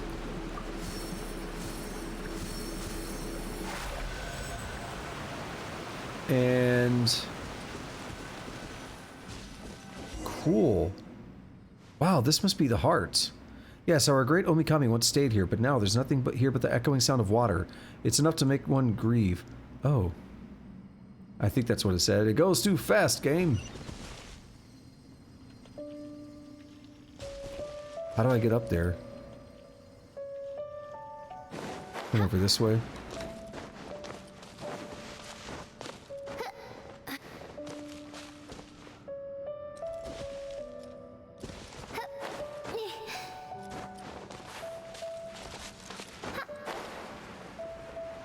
Alright, that's one Electroculus down. Give me that Electroculus Rift. Look for the objective in this area. These fish statues are so familiar. We seem to have encountered them near the fin. Hey, so you broken seals like this one before? Well, then I guess there's no need to detail, but it looks like it's more complicated this time. We'll need all three statues to face this narrow and connect with one another. Jeebus.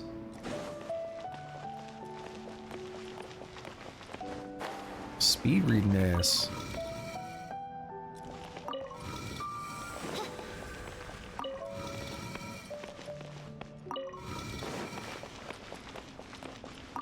Alright, I needed to turn that once more.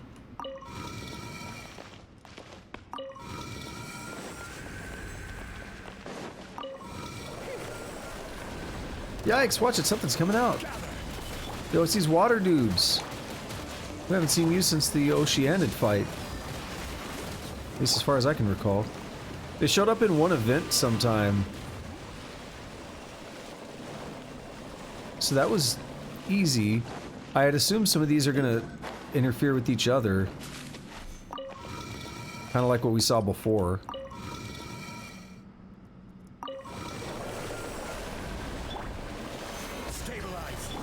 I don't know why, but I should have expected another fight, but I didn't.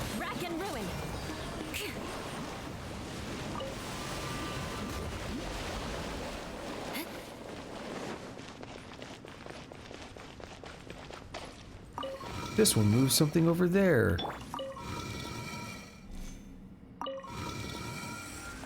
Doesn't look like it though. Just a guess.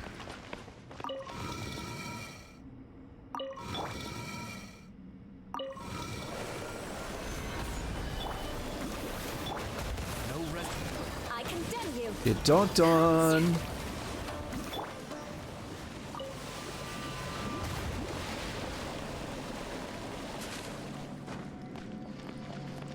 And then this breaks all the other three.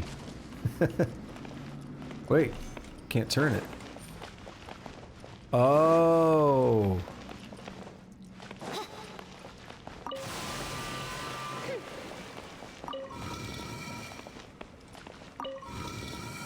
No, I was wrong. I was thinking I have to go turn other ones now and figure out how they relate to this one.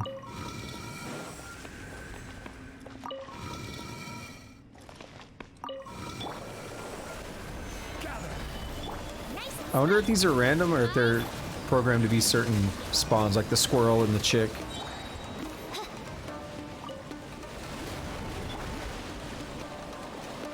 And the crane.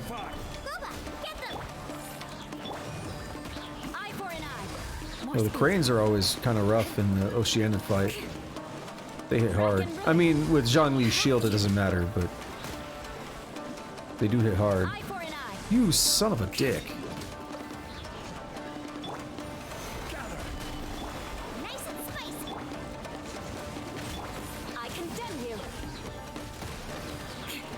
How many you gotta fight? Damn. Stop spawning. Yeah, look at this. Oh, cheap self. Stop it.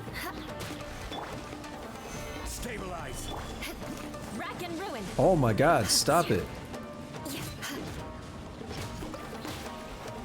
More speed. Good. Bait him into moving first. Okay, they keep spawning, so something's wrong.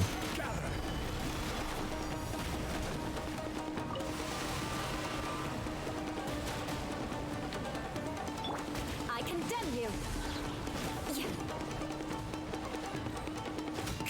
Rack and ruin. About to take damage. Solidify. No rest. I condemn you. It's now like making the water thing there. The water's like gushing up, so maybe we're good. Yeah. Either that or I just finally got there, but I hit that thing again.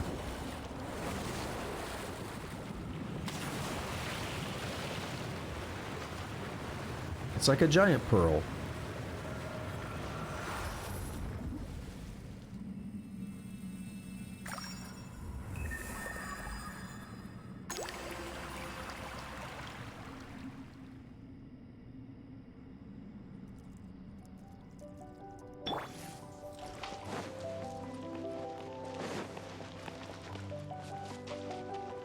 Obtain the key of the deep.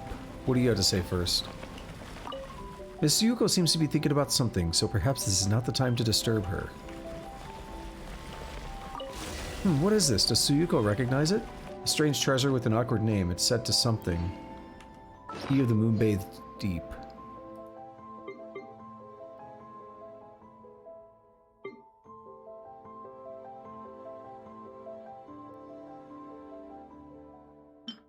It's said to have been forged from the blood of Watatsumi Omikami. Miss Suyuko? Oh, sorry, I was quite lost in thought just then. Thanks to your help, we have the key of the Moon-Bathed Deep in hand. The key of the Moon-Shaved what now? And what is that anyway? Just call it the key of the Deep. We're not going to insist that Outlanders use all the proper names for every last thing. This is something we will need to open the entrance to Enkanomiya. It was forged from the very spilled blood of our Omikami. Okay, this is actually important. Got it. Or at least that's what the legends say. Oh? Curiouser and curiouser. It isn't mysterious at all. In fact, it's just the opposite. Well, now we just need to report to the Divine Priestess, await her approval, and then we wait for the spirit vein flow to be correct. And then we can head down to Enkanomiya. Wait, then what did we do all this for? Well, it's not as if you gained nothing during this journey, right?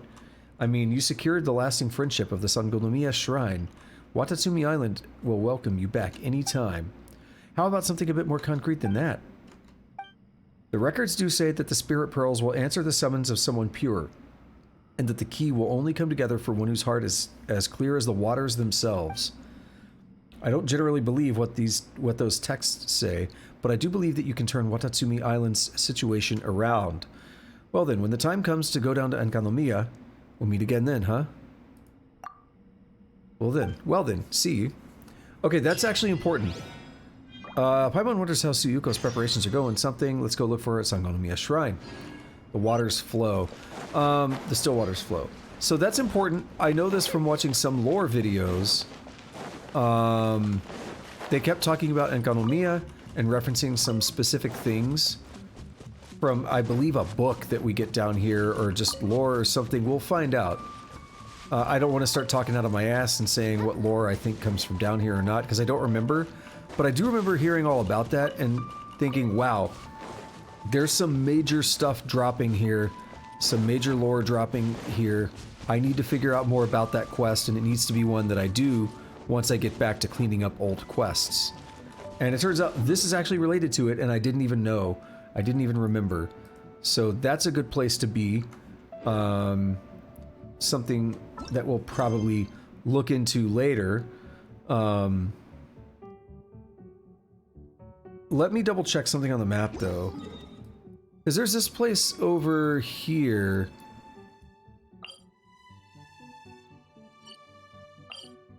Narakumi Island. Do we have any quests related to it? I kind of thought that was related to Narakumi Island for some reason, but that doesn't make sense.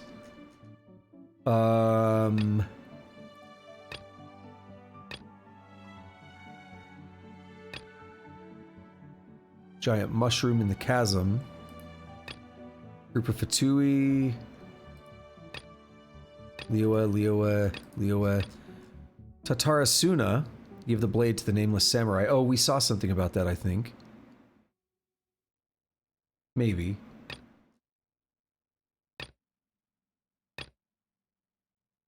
Yeah, this... I don't think any of this relates to it. Tatara Tales. That's the furnace. Sacred Sakura cleansing ritual, 1 of 3. That might be it. Below the tidal flats.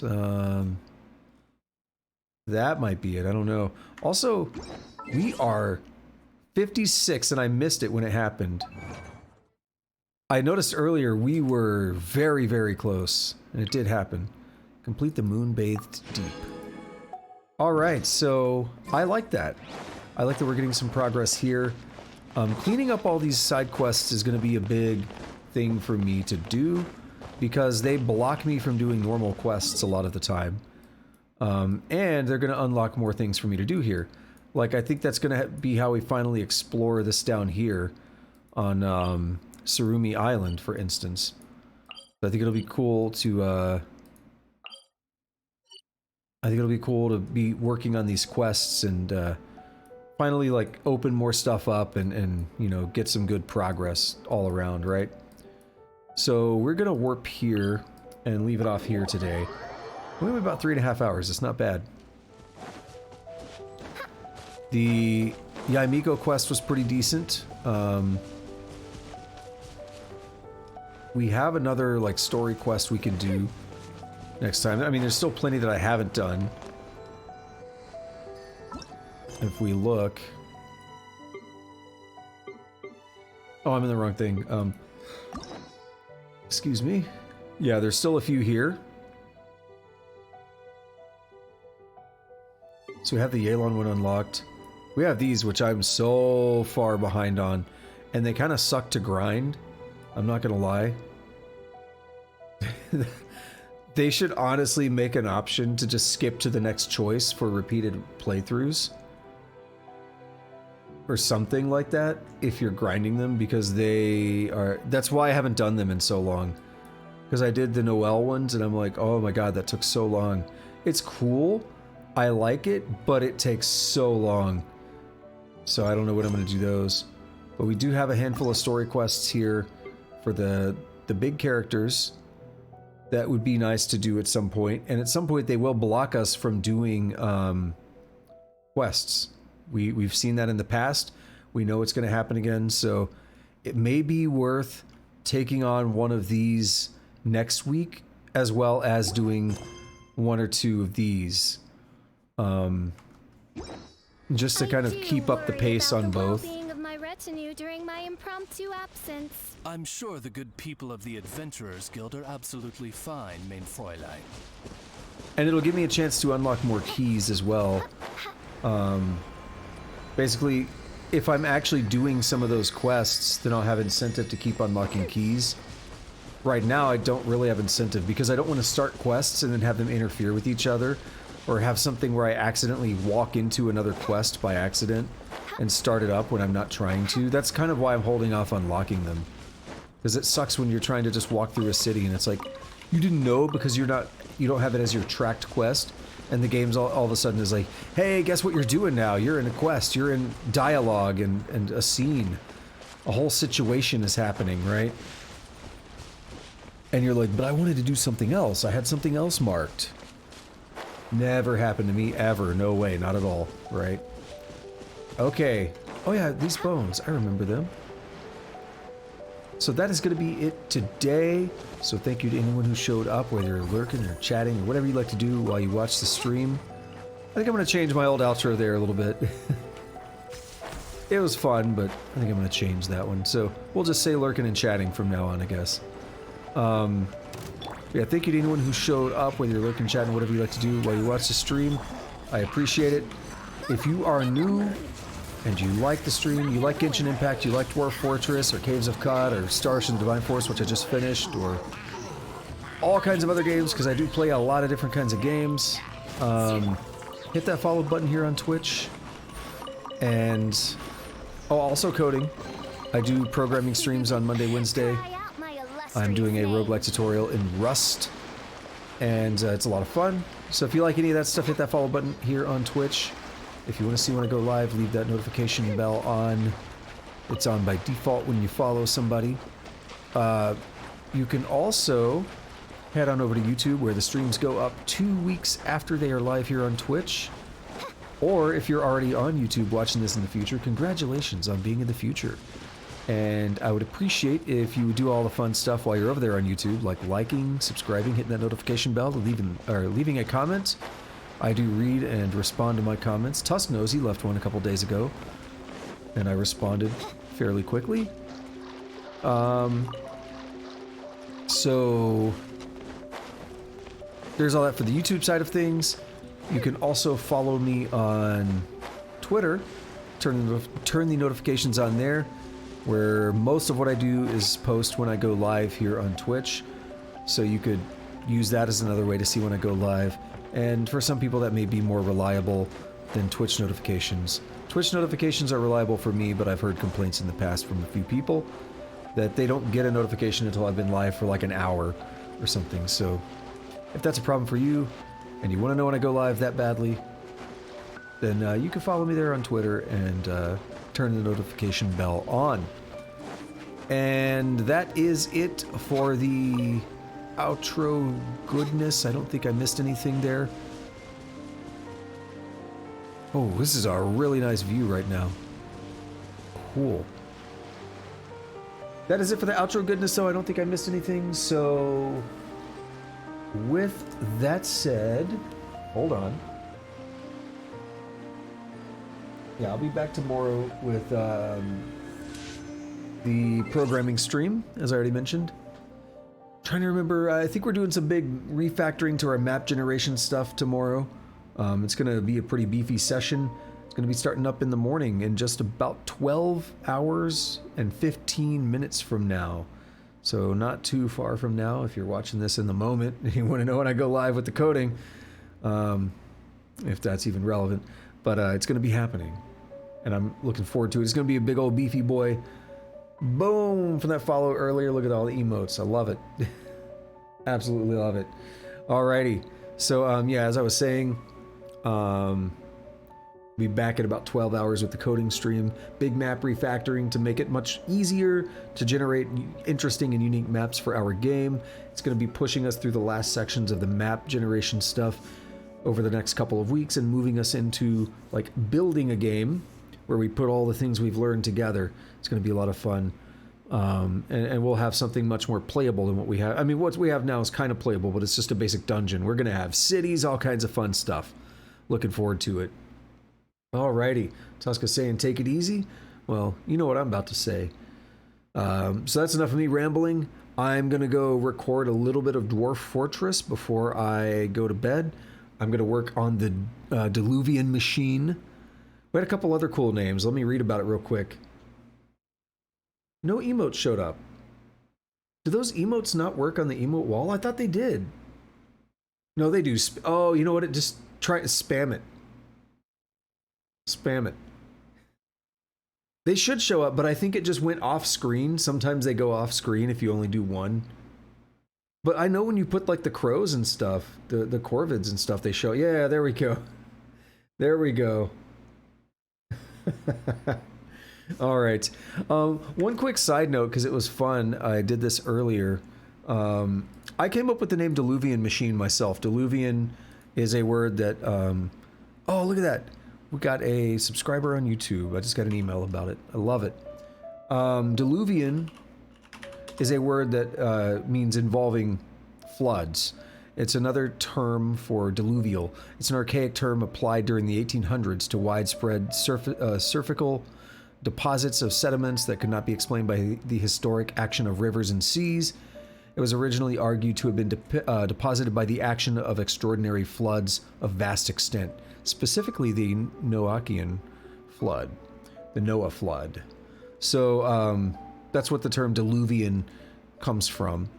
And I was like, well, this is a map flooder and all kinds of fun stuff, so we'll call it the Diluvian Machine, because that's kind of a cool sounding name, right?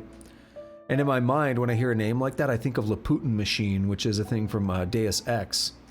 So I go to ChatGPT and I'm like, I've started a new mega project in the game Dwarf Fortress, and I would like some help in naming the project. The project is a large reservoir of water above the map that can be used to either flood my false entrance once enemies are trapped inside, or flood the surface of the map. What are some good suggestions for an interesting name? ChatGPT responds, how about the Aquatic Defense System or the Floodgate Fortress? Alternatively, you could go for a more descriptive name like the Surface Flooding System or the Entrance Flooding Reservoir. If you want to give it a more grandiose or ominous name, you could try the Tidal Citadel or the Deluge Dungeon. And I simply responded with 3 words, the Diluvian Machine. And in it responds, the Diluvian Machine sounds like a very interesting and unique name for your mega project. It conveys a sense of power and potentially even danger, which is fitting for a system that can flood both the surface of the map and your false entrance. I'm sure that with a name like that, your enemies will think twice before attempting to breach your fortress. And I say, offer up some more suggestions that convey power and danger. And it says, sure, here are a few more suggestions for names that convey power and danger. The Tidal Tyrant, the Flooding Fury, the Watery Wrecking Ball, the Deluge Dynamo, the Aqua Apocalypse, the Maelstrom's Maw, the Drowning Depth Charge, and the Hydric Hellmouth. Some interesting names here. It says, I hope these suggestions help spark some ideas for your mega project. Let me know if you have any other questions or if you'd like more suggestions.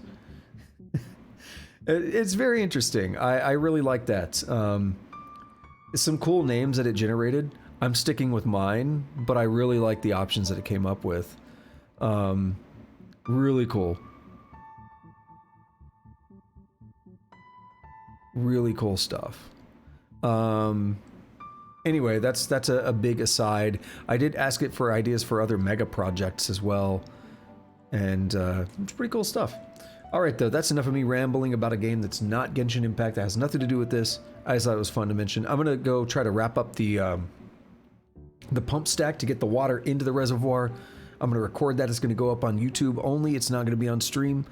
It's gonna go into the Dwarf Fortress playlist, and then when I play Dwarf Fortress on Tuesday, we'll be picking up. You won't see that yet because it's gonna go up in a couple of weeks. We are not calling it Project Dingleberry. It's going to go up in a couple of weeks. Basically, after this morning's stream, the video I record tonight will go up on YouTube. And then the next video after that will be Tuesday's stream here in a couple days. So it's going to go up in the correct order. But if you watch the streams live, there's going to be a gap there, unfortunately. But it's the best way to do it, because if I just put it up right now on YouTube, it's going to be like breaking continuity of that, so it's a little weird to set up, but it is what it is. Alrighty, I'm gonna take care of that. So until next time, have a good day, have a good night, whatever it is, wherever you're at. Take it easy.